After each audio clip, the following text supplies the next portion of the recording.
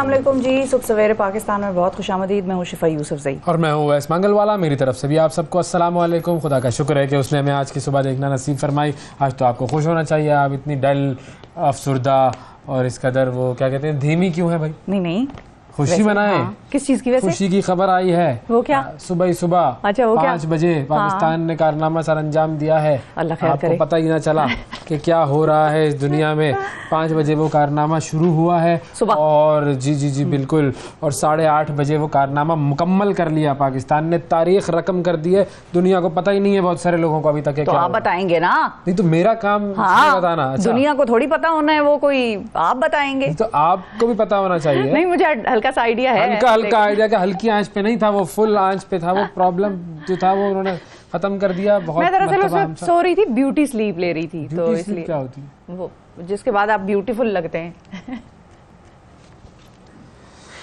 अल्लाह माफ करे, खुदा की कसम, ये इसको ना ख्वाब गफलत कहते हैं। ख्वाब गफलत में आप सो रिजुविनेट होती है आपकी स्किन। ये तो पूरी दुनिया कहती है, डॉक्टर्स भी कहते हैं, डर्मा वाले भी कहते हैं सारे। तो उनकी बातों पर यकीन कर लिया आपने। हाँ। अच्छा, ओके। ये फुटेज फौरन उन्होंने चला दी, टीज भी ना करने दिया मुझे। इतनी जल्दी में थी हमारी टीम। उन्होंने कहा दफा करो यार, ये बातें करते रहेंगे, तुम फुटेज चलाओ और दुनिया को बताओ पहले क्या करना। भाई मुझे अनाउंस तो करने देते। मैं यहाँ क्यों आया हूँ मुझे बताओ। मैं यहाँ सुबह क्यों उठ के आया हूँ? 5 बजे की खबर लेके मैं आया क्यों हूँ यहाँ पर? तो बहरहाल पाकिस्तान की क्रिकेट टीम, लड़कियों की क्रिकेट टीम, उसने तारीख रकम कर दी है। न्यूजीलैंड को दूसरा T20 भी हरा दिया है उन्होंने। और न्यूजीलैंड को दूसरा T20 हराने का मतलब क्या है कि सीरीज जीत गई है खातून। Look at the genius lady. वाह वाह वाह वाह वाह। ये जो इन्होंने बात, मेंटल डेवलपमेंट में भी आपकी जो नींद है वो काउंट होती है। तो सो ही जाओ बस। फिर मैं तो ये कह रहा हूँ, सो जाओ बस। तो बहरहाल पाकिस्तान की क्रिकेट टीम, जो लड़कियों की टीम, उसने ये दूसरा T20 मैच जीत लिया और सीरीज जीत ली है। बड़ी ज़बरदस्त परफॉर्मेंस रही जी। पाकिस्तान ने पहले बैटिंग की, 137 रन बनाए 20 ओवर्स में, ठीक है। और उसके बाद किसकी बैटिंग आई? अपनी टीम की, हमारी टीम की, न्यूजीलैंड की। हाँ, ये बात, न्यूजीलैंड की बैटिंग आई। हाँ। तो न्यूजीलैंड जो है वो 10 रन से हारी। तो उन्होंने कितने रन बनाए? क्या हमारे पाकिस्तान के कितने थे? 137। तो 127। शाबाश। देखो नाजरीन, ये देखो आहिस्ता आहिस्ता जो है ना वो डेवलपमेंट होती जा रही है। वेरी गुड, शाबाश। उसमें नींद का बहुत अमल लगा है। नींद अच्छी किया करें नाजरीन, आप लोग भी अपनी नींद अच्छी रखें। अल्लाह इस पूरी कौम को सुला देना ताकि वो सही तरीके से जब जागे तो सही हो जाए ये कौम पूरी।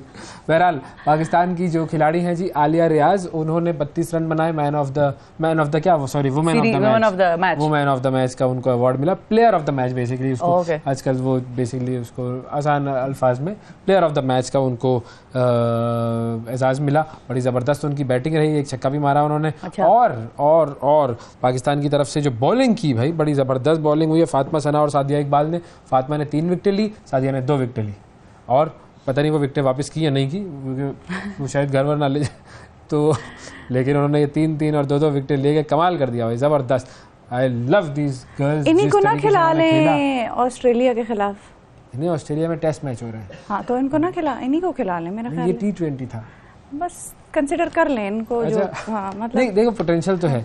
और पोटेंशियल क्या, तो है। खवातीन ज्यादा कर लेती हैं कभी कभी मर्द हज़रात से। मर्द हज़रात लेकिन ये है कि इन्होंने बहुत अच्छी कारकर्दगी दी है। और इनको अगर हम अच्छे तरीके से देखें, बात होती है कि नर्चर करना, डेवलप करना। हाँ, जब आप डेवलप करेंगे ना टीम को, प्लेयर्स को, फिर आप देखें वो कैसे कैसे कारनामे सर अंजाम देती हैं। और ये तारीख में पहली मरतबा हमने न्यूजीलैंड की टीम को हराया है, सीरीज़ हराई है। तो इससे बड़ी बात क्या हो सकती है?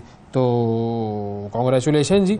मैं ज़रा देख लूँ, 1-2 और स्टैटिस्टिक मेरे सामने आए हैं। निदरदार वगैरह तो भाई उनके होम ग्राउंड पे आ रहा है, ये भी बड़ी जबरदस्त चीज़ है। हाँ, उनके अपने सबसे बड़ी चीज़ ये है ना, क्योंकि अपनी जो होम ग्राउंड की टीम्स होती हैं उनको उस होम ग्राउंड का बड़ा एडवांटेज होता है। होम क्राउड भी होता है। न्यूजीलैंड में तो पाकिस्तानी काफ़ी सारे हैं और वो क्रिकेट को सपोर्ट भी करते हैं, आते भी हैं देखने के लिए। लेकिन ये है कि जो इन्होंने कारनामा सर अंजाम दिया है भाई, शाबाश शाबाश लड़कियों, शाबाश। अल्लाह तुम्हें खुश रखे और तुम लोग इसी तरह कारनामे सर अंजाम देती रहो। बिल्कुल, बेहतरीन काम कर दिया। यस, बिल्कुल। अब सो जा। अब तो ना क्या, अब तो जाग गए हैं, अब तो आके प्रोग्राम सुबह सवेरे करना पड़ता है, कर रहे हैं।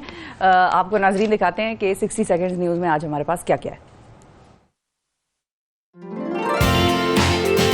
सिहोनी फौज ने जनूबी गजा में बाकायदा ज़मीनी और फ़ज़ाई हमले शुरू कर दिए।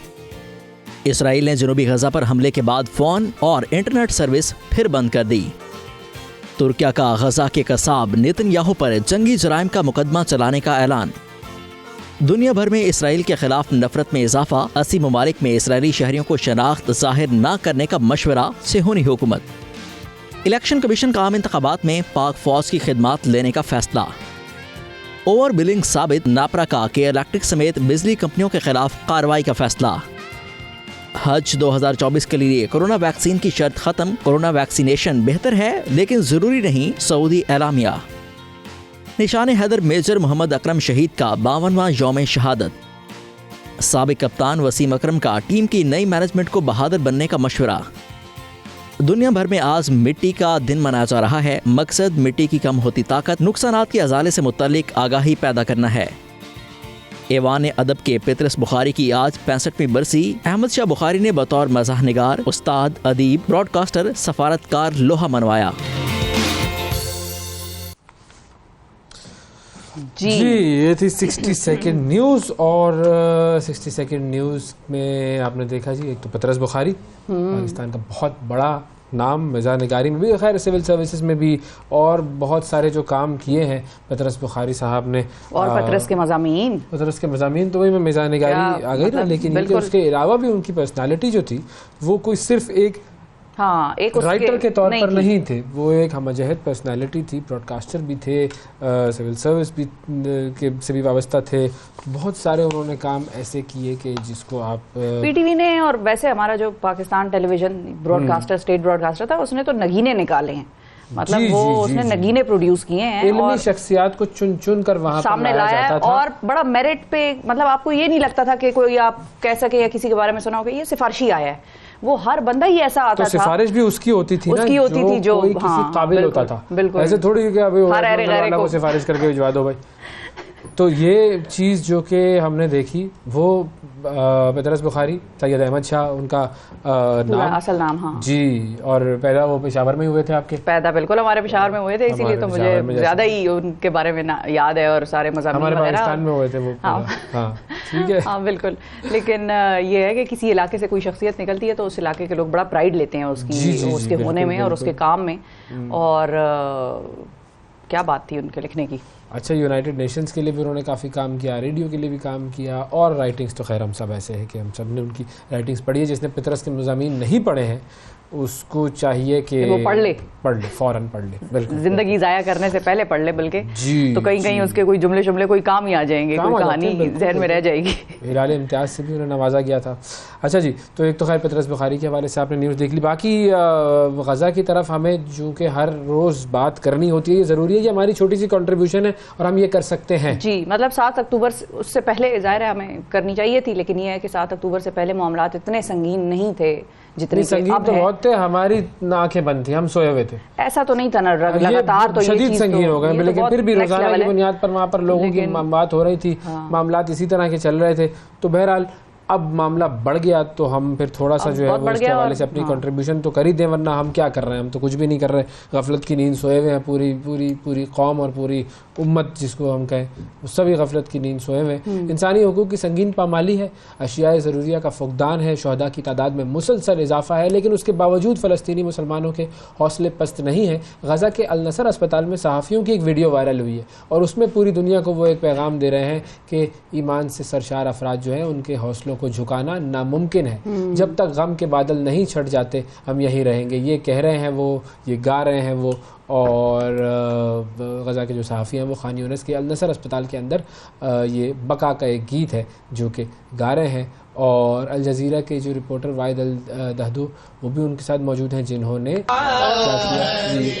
उन्होंने अपनी बीवी और बेटे को इस्राइली बमबारी में खो दिया था बेसिकली। जी, ये गीत भी गा रहे हैं अपनी बका का, और साथ ही साथ हुज़ूर अकरम सल्लल्लाहु अलैहि वसल्लम पर दरूद भी भेज रहे हैं। एक ये मंजर है जिसमें ये अपने हौसले के और जज्बे का मुजाहरा कर रहे हैं, और एक जज्बा आपको इसराइल के फौजियों का नजर आता है जी। हो क्या जज्बा है भाई वो, ये देखें वीडियो जरा, आपको पता चलेगा कि वो किस जज्बे के तहत वहाँ पर लड़ रहे हैं।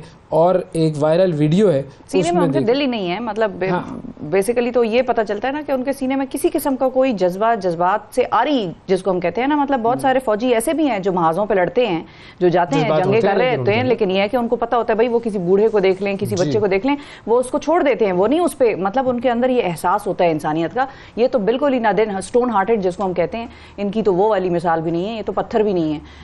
वीडियो एक आई और उस वीडियो में देखा जा सकता है कि बमबारी से गिरने वाले जो फलस्तीनियों के घर हैं, या जो एक हिस्सा किसी का गिर गया और दूसरा हिस्सा ठीक रह गया, तो इस्राएली फौजी माल और मता वहाँ से लूट रहे हैं और उनका सामान लूट के लेके जा रहे हैं। और ये वीडियो आप ज़रा देखें तो इस वीडियो में आपको ये अंदाज़ा होगा कि ये किस तरह की एक मतलब ये कौन लोग हैं, कैसे लोग हैं, ये समझ में नहीं आता कि इनके लिए कौन सा लफ्ज़ जो है वो अप्रोप्रिएट होगा इस्तेमाल करना। इनकी तो वोकैबुलरी हमारी ख़त्म हो गई है जो हरकतें ये कर रहे हैं। और शायद इस्राएली फ़ौजियों का मिशन भी यही है कि भाई जिस लेवल पे तकलीफ पहुंचाई जा सकती है उस लेवल पे तकलीफ पहुंचाई जाए। घरों से कालीन लूट के लेके जा रहे हैं, उनके घरों के अंदर घुस के जो किचन है उसमें खाने बना रहे हैं और इस तरह की हरकतें कर रहे हैं, और वो मॉकिंग कर रहे हैं, बेसिकली खाना बना रहे हैं और नाच रहे हैं और दिखा रहे हैं उनको कि देखो जी हमने इस जगह पर कब्जा कर लिया और अब ये हमारी जगह है और तुम लोगों को हमने यहाँ से दरबदर कर दिया। बेसिकली वो ये मैसेज दे रहे हैं। अब ये देखें, ये कालीन लूट कर लेकर जा रहा है ये फौजी, ये इसकी जो है इसका लेवल ये इन लोगों का लेवल है। एक तो सरजमीन लूटी हुई, घर लूटे हुए और उसके बाद घरों का सामान भी लूटा हुआ। तो ये लुटेरे हैं बुनियादी तौर पर जिनको सारी दुनिया के बड़े बड़े अशराफिया जो है सपोर्ट कर रहे हैं, प्रोटेक्ट कर रहे हैं। बिल्कुल ये मिशन है इन इसराइली फौजियों का। बिल्कुल। अच्छा, उष्ना शाह पाकिस्तानी अदाकारा वो उम्रे पे गई और उनकी कुछ तस्वीर आई हैं और उन्होंने खाना काबा में तमाम मुसलमानों के लिए, गज़ा के मसलूम फ़लस्तीनियों के लिए ख़ुसूसी दुआएं मांगी हैं और इंस्टाग्राम पर और एक्स पर उन्होंने अपनी तस्वीर और वीडियोस वगैरह शेयर की जिसमें वो हैं और उनके शौहर जो है हमजा अमीन, वो उनके साथ उनकी कुछ तस्वीर हैं और अपने शौहर के साथ उन्होंने उम्रा किया और वहाँ पर दुआएं की। अल्लाह ताला उनकी दुआएं कबूल फरमाए। अच्छा, और उसमें उन्होंने पोस्ट की गई एक वीडियो, उसमें देखा कि भाई वीडियो में सब लोग तवाफ़ कर रही हैं और सबके लिए दुआएं वगैरह हो रही हैं। और उन्होंने वो जो सलाउद्दीन अय्यूबी वाली सीरियल है उनके जो प्रोड्यूसर हैं उनका भी शुक्रिया अदा किया क्योंकि वो इस सीरीज़ में है ना वो। बिल्कुल। तो उन्होंने कहा कि भाई ये भी जो सीरीज़ है ये मुसलमानों के हवाले से पॉजिटिव एक इम्पैक्ट देगी दुनिया में। बिल्कुल बिल्कुल। तो और उष्ना शाह वैसे तो फ़लस्तीन के हवाले से बड़ा लिख रही हैं और हमने भी आपको बताया था कि बड़ा सख्ती लिख रही हैं जी। और किसी का कोई लिहाज नहीं करती, सीधा बमबारी करती हैं। तो एक अकाउंट आजकल जो मैं बहुत फॉलो कर रही हूँ वो उष्ना शाह का है। हाँ। अच्छा, हज उम्रे की क्योंकि आप बात कर रहे हैं, फॉलो कर रही है? मुझे नहीं पता, पूछे, पता नहीं, आपस में फॉलो खेले ना भाई। अच्छा, कहूंगी मैं उनको, कहूंगी कि यार फॉलो बैक करो यार, फॉलो बैक करो प्लीज। फॉलो बैक नहीं मैसेज आते आपको? Follow back me please. अजीब भाई मैसेज नीचे कमेंट में फॉलो कर लें। अच्छा ठीक है भाई, फॉलो कर लेते हैं। तो होता है, लोग मोहब्बत करते चाहने वाले हैं, वो चाहते हैं कि आप फॉलो करें। बिल्कुल करें। मैं अक्सर फिर कभी कभार उनका कोई कमेंट होता है अच्छा लगे तो मैं उसको लाइक कर देती हूँ, लोग उससे भी बड़े खुश हो जाते हैं। लाइक ये कहती चलो मैं ये तो कर देती हूँ अब आपके लिए, फॉलो क्या करना, लेकिन लाइक कर दूँ आपका। नहीं, मैं कोई मरियम नवाज साहिबा थोड़ी हूँ कि मैं 5000 लोगों को लाइक करके, मतलब अपना आप एक सर्कल रखते हैं जिनको आप पढ़ा पड़ता है। एतराज कर रही है? मैं एतराज नहीं कर रही, मैं मेरी use of Twitter is different than her, मैं तो ये कह रही हूँ। जिस तरह वो लीजियन जाओ था, मैं अपने मुल्क के लीडरों पे इस तरह की ताने तुझने बर्दाश्त नहीं करता हूँ। ताने थोड़ी है, मतलब जो आपने उनको नहीं तो ताना क्यों लगा आपको कि 5000 लोगों को फॉलो? जाहिर है वो अपने सारे फॉलोअर्स को फॉलो करती हैं, फिर उनको जरा ज्यादा ही करती हैं, जो गाली गलौज भी कर रहे होते हैं, ये भी होता है।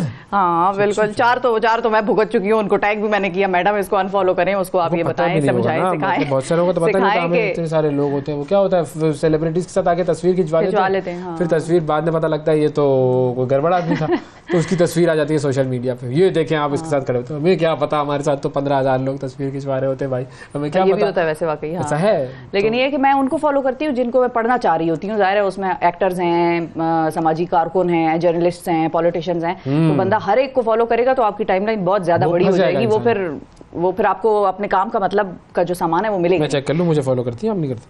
उष्ना शाह मुझे आप फॉलो कर रही हैं? अच्छा, उष्णा की बात हो रही थी ना, मैं तो कर रही हूँ आपको अवैध फॉलो। मैं तो चेक कर लूँ ना, कल मैंने एक आधी आपकी रीट्वीट भी की है, पता नहीं देखिए कौन सी वाली की है, मेरा ख्याल है कोई की है, कौन सी की है ये आप देखें। जब तक मैं आपको बता दूं नाजरीन को हज के हवाले से, क्योंकि उम्रे के हवाले से हमने बात की तो मुझे हज भी याद आ गया। हज के लिए भी लोग जाएंगे, सरकारी स्कीम के तहत हज की दरखास्तें जो हैं उनकी वसूली जो है वो शुरू हो गई है। लेकिन जो एक तरह से खबर है वो ये है कि उन दरखास्तों की वसूलियों में रिकॉर्ड कमी की गई है और 6 दिन में मुल्क भर से सिर्फ 6000 हज दरखास्तें जमा हुई हैं। 6 दिन में 6000, बिल्कुल बहुत कम नंबर है। लोग बड़े हैरान हैं, लेकिन इसमें बढ़ जाएंगी। लास्ट टाइम भी हुआ था ये इस तरह हुआ था कि भाई कम हुई है दरखास्तें, लेकिन सारी आ गई थी। और 15 जो नामजद बैंक्स हैं उनमें हज दरखास्तों की वसूली 12 दिसंबर तक जारी है जी, 12 तारीख उसकी लास्ट डेट है।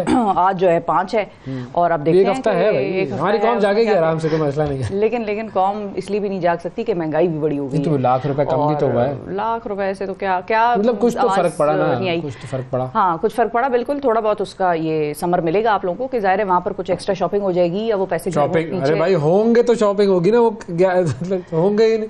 डिस्काउंट हो सकता है, पब्लिक डिस्काउंट का वेट कर रही हो, लेकिन डिस्काउंट तो अनाउंस करके गए हैं हमारे वजीर जो हैं, मिनिस्टर साहब। अभी तो और मजीद इंशाल्लाह वो कह रहे थे ना कि कम करवाऊंगा मैं, कुछ कोशिश कर रहे हैं 50,000 और, लेकिन वो ये भी कह रहे थे ना वो तो आपके अकाउंट में आप जमा करा दें और फिर आपको वो जो अमाउंट जितना भी होगा वो आपके अकाउंट में वापस आ जाएगा। बिल्कुल। अच्छा, आइंदा बरस तकरीबन 89,605 पाकिस्तानी सरकारी हज स्कीम जो है उसके तहत फरीज़ा हज अदा करेंगे और मुकर्ररा तादाद से ज़ायद दरखास्तें मौसूल होने की सूरत में कुरानंदाजी की जाएगी।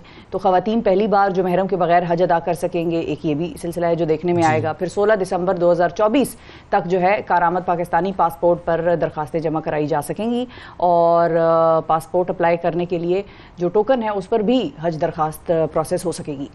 तो ये सारी सूरत हाल है। फिर अच्छा, और एक चीज़ ये भी कि स्पॉन्सरशिप स्कीम के तहत 25,000 नशिस्तें पहले आइए पहले पाइए की बुनियाद पर जमा होंगी। मिसाल के तौर पे first come first serve basis है, तो जो पहले आएगा उसको मिल जाएगी जगह। अच्छा, रेगुलर हज स्कीम के तहत मौसूल होने वाली जो दरखास्तें हैं उन पर कुरानंदाजी की जाएगी।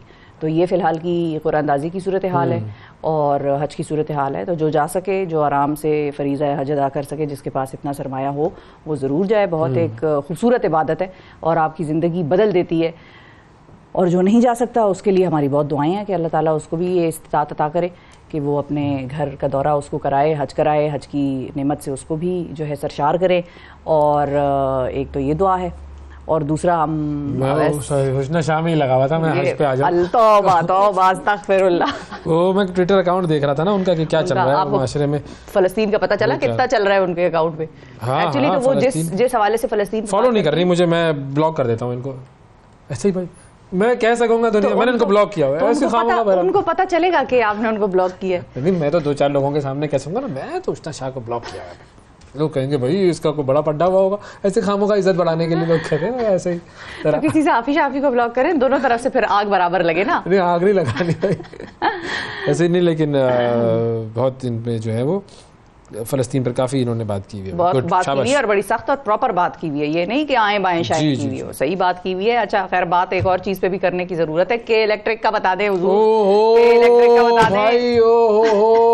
फ्रॉड पकड़ा गया कि इलेक्ट्रिक समेत बिजली कंपनियों की जानिब से एवरेज बिलिंग और 30 दिन से ज्यादा बिलिंग साइकिल करने का इंकशाफ हुआ है। ये रिपोर्ट सामने आ गई है, ये बहुत बड़ा एक स्कैंडल है। और ये जो बिजली बनाने वाली और बिजली की डिस्ट्रीब्यूटर कंपनियां हैं जो ये कहती है कि हम दुनिया के सबसे नेक लोग हैं और हमारा तो नाम ही जो है वो हाजी के इलेक्ट्रिक और हाजी फराज जो भी हैं सारे हैं और हम तो आप लोगों की खिदमत के लिए यहाँ पैदा हुए हैं और हम ये चीज कभी सोच ही नहीं सकते कि आप लोगों को हम ओवर बिलिंग करें और आप लोगों को जो है वो आप लोग आवाम आप लोग चोरियां करते हैं। हम तो फ्री दे रहे हैं, देखो हम तो तकरीबन इतने अच्छे काम कर रहे हैं कि इन सब लोगों की इंकिशाफ हो गई है। और कैसे इंकिशाफ हुआ है जी? नेपरा की इंक्वायरी कमेटी है, उसने बिजली कंपनियों की जानिब से ओवर बिलिंग पर तहकीकात मुकम्मल कर ली है और के इलेक्ट्रिक समेत तमाम बिजली कंपनियों के खिलाफ कानूनी कार्रवाई का फैसला कर लिया गया है। भाई, कंपनियों की जानिब से 30 दिन से जायद की बिलिंग करने से लाखों सार्फिन मुतासिर हुए हैं। वो होता क्या है पता है? ट्रिक क्या है? ट्रिक बताऊं?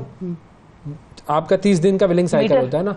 अब मीटर में जो रीडिंग है, अगर वो आपके यूनिट ज्यादा हो जाएंगे तो आपको बिल का स्लैब ज्यादा लगेगा। तो 30 दिन में आपके जितने यूनिट हुए थे वो मैंने 30 दिन में आके गिन लेने थे, लेकिन मैं आया फॉर एग्जांपल 40वें दिन। तो आपके यूनिट तो बढ़ गए। तो यूनिट बढ़ गए तो मैंने कहा लो जी, बड़े स्लैब से आपसे मैं वसूली करूंगा। तो टाइम पे आप काम नहीं करें, और दूसरा एवरेज बिलिंग आपने कर दी। अगर मैंने कम भी इस्तेमाल किए तो आप ज्यादा दे रहे हैं, क्योंकि एवरेज बिलिंग पीछे वाले महीनों में आपका थोड़ा बिजली ज्यादा बिल आया बिजली का। बिजली कंपनियों ने अपनी नाअहली छुपाने के लिए जानबूझकर बददियानती की, ये उस रिपोर्ट में लिखा हुआ है। बिजली कंपनियों की नाअहली से कम बिजली इस्तेमाल करने वालों को ज्यादा बिल भेजे गए, ये उस रिपोर्ट में लिखा हुआ है। और इस इकदाम से बिजली कंपनियों को बिलों की जो मतलब जो नेपरा रिपोर्ट के मुताबिक इस इकदाम से बिजली कंपनियों को बिलों की वसूली हुई, और उन्होंने फिर बहरहाल अब नोटिस भेजा है, वजाहत तलब की है, 30 दिनों में ख़राब मीटर्स को तब्दील करने की हिदायत की है, और अगर मुकर्ररा वक्त में ये काम ना हुआ तो कंपनियों के खिलाफ कार्रवाई की जाएगी। ये हम देखेंगे कि कितनी कार्रवाई होगी? नहीं, ये नहीं देखेंगे, ये ऐलान हुआ है। हाँ। जब हो जाए ना तब बात करें। यही मैं कह रही हूँ, आप बिल्कुल समझ गए, आप बिल्कुल पॉइंट पे पहुंच गए। हम देखेंगे, लाजिम है कि हम भी देखेंगे, बस पता नहीं कब देखेंगे, लेकिन भाई कार्रवाई डाल दी अब तो लोगों को ऐसा होश आएगी, लोग खा जाएंगे इनको। बिल्कुल नहीं, कुछ नहीं खाएंगे लोग, भी क्या करेंगे बेचारे भाई। लोगों ने वो उनके गाड़ियों पे पथराव शुरू कर देना है, और उनके जो मुलाजमीन बेचारे ये ना करें, मतलब कर देना है, और दफ्तर के बाहर जाके आप एहतजाज करें, आप बिल्कुल जाएं, आप तो भाई उन लोगों का ख्याल करना, ये लोग मुलविस नहीं होते। लोग तो खुद बेचारे मतलब अपनी उनकी नहीं पूरी होती होगी, गुजारा नहीं होता होगा जो सरकारी। एक और स्कैंडल आया है, वो लाहौर में आया है। नौकरी वोकरी के इश्तिहार में आप ऐड मत दे दीजिए, ऐड में मत चले जाइएगा, वो बुलाते हैं और गुर्दा निकाल लेते हैं। लाहौर में भाई ये पूरा गैंग पकड़ा गया है, गुर्दे निकालते हैं और आपको झांसा देते हैं नौकरी का। और आपको बुलाया, उसके बाद बिल्कुल। अच्छा, ऐसा एक स्कैंडल ये भी था कि मुल्तान साइड पे, और कुछ अरसा पहले की बात है, इस पे मुझे नहीं पता कितना कार्रवाई हुई, कि आपको नौकरी के लिए बुलाते हैं ये ऐप्स वगैरह से या वेबसाइट्स वगैरह से, और आपको कहते हैं भाई आप आए हमारे ऑफिस में इंटरव्यू के लिए आए, और उसके बाद क्या होता है, आपको अगवा कर लेते हैं। अच्छा। तावान की भी गेम है उधर बड़ी, तो ये सारा सिलसिला चल रहा है वैसे, लेकिन लाहौर के बारे में खास तौर पर आज हम बात करेंगे कि भाई ये गुर्दों का क्या सीन है वहाँ पे, और कौन लोग हैं जो ये काम कर रहे हैं, क्योंकि उसमें तो सारे डॉक्टर्स वगैरह भी मुलविस होंगे, उन्होंने ही काट करके निकालना है गुर्दा। हाँ, को जेब में थोड़ी रखा होता है गुर्दा, के निकाल के वापस कर दो। और तो ये मियां नदीम साहब हैं हमारे नुमाइंदे, उनसे हम बात करते हैं। अस्सलाम वालेकुम नदीम साहब।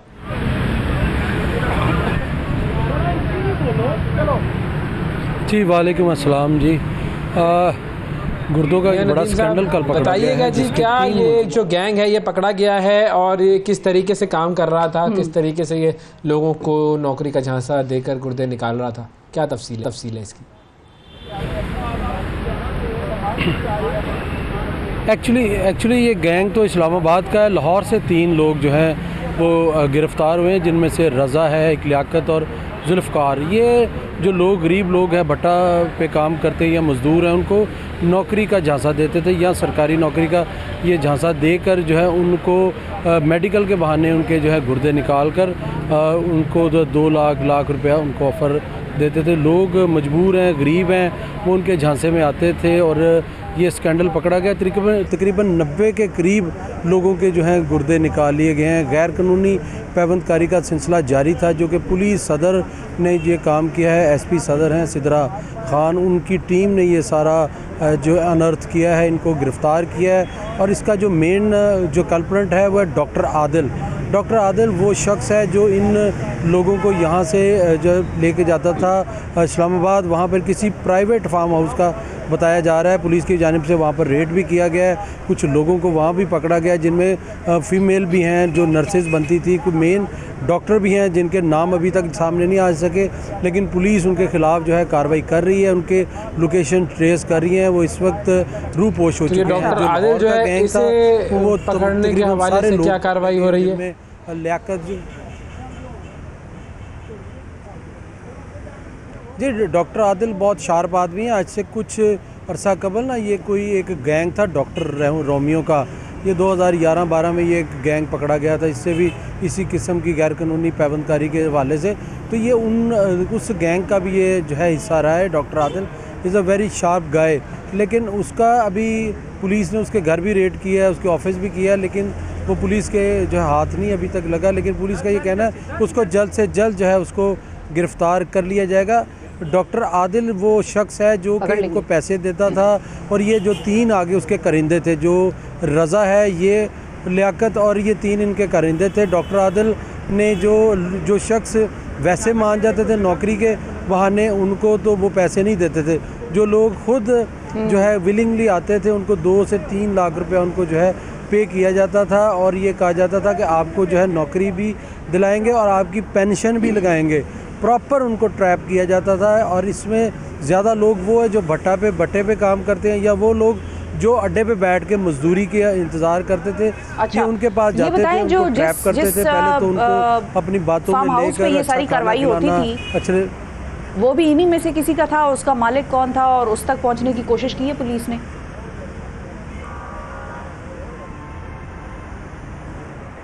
नहीं जी, इसमें ये 3 पार्ट थे। एक यहाँ पर काम कर रहा था डॉक्टर आदिल अपने लोगों के साथ, एक कोई जो सहूलतकार था जिनका फार्म, अच्छा ये बड़े शार्प थे, ये ना लोकेशन पहले नहीं बताते थे। इस्लामाबाद में 2-3 लोकेशंस हैं जो कि पुलिस ने अभी तक वाजिया नहीं की, लेकिन हमारे सोर्सेज ये बताते हैं वहाँ पर एक जगह नहीं थी।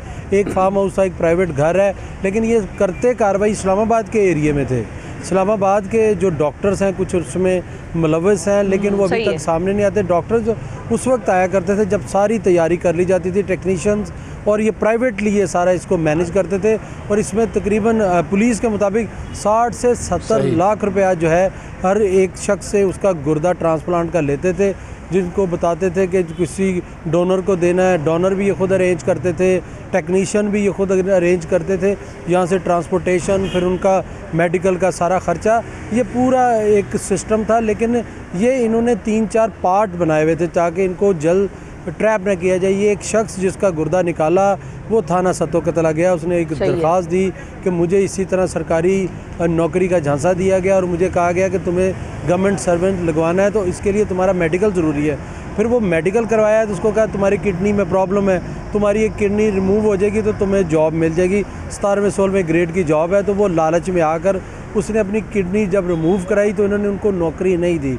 ये उनके पीछे लगा रहा। फिर ये पुलिस के पास आया, इसको समझ बाद में आई कि इन्होंने तो मेरी किडनी निकाली है, मुझे कोई नौकरी वोकरी नहीं इन्होंने जो है वो करवानी थी, सिर्फ इनका मकसद ये था कि मेरी किडनी निकाल ले। फिर वो मुकदमा दर्ज हुआ, फिर पुलिस हरकत में आई और ये सारा गैंग जो है इसको गिरफ्तार किया गया। जी बिल्कुल ठीक है जी, बहुत शुक्रिया अदा करेंगे। मियां नदीम हमारे नुमाइंदे लाहौर से गैंग की तफसीलात बता रहे थे जी। अपना ख्याल रखें भाई, खुदा इस तरह के झांसों में ना आए। और ये पूरा काम ज़ाहिर है एक टेक्निकल काम है और ये बहुत ही हाई रिस्क काम है, तो किस तरीके से ये पूरे डॉक्टर्स और टेक्नीशियंस के साथ मिलकर ये करते हैं, ये पूरा एक नेटवर्क है। अब इसको देखें, बस्ट करने की कोशिश तो हुई है, 2-3 लोग गिरफ्तार हुए, अल्लाह करे ये तमाम लोग अपने कैफरे किरदार तक पहुँचे जी। वक्फा लेते हैं, वक्फे के बाद दोबारा मुलाकात करते हैं।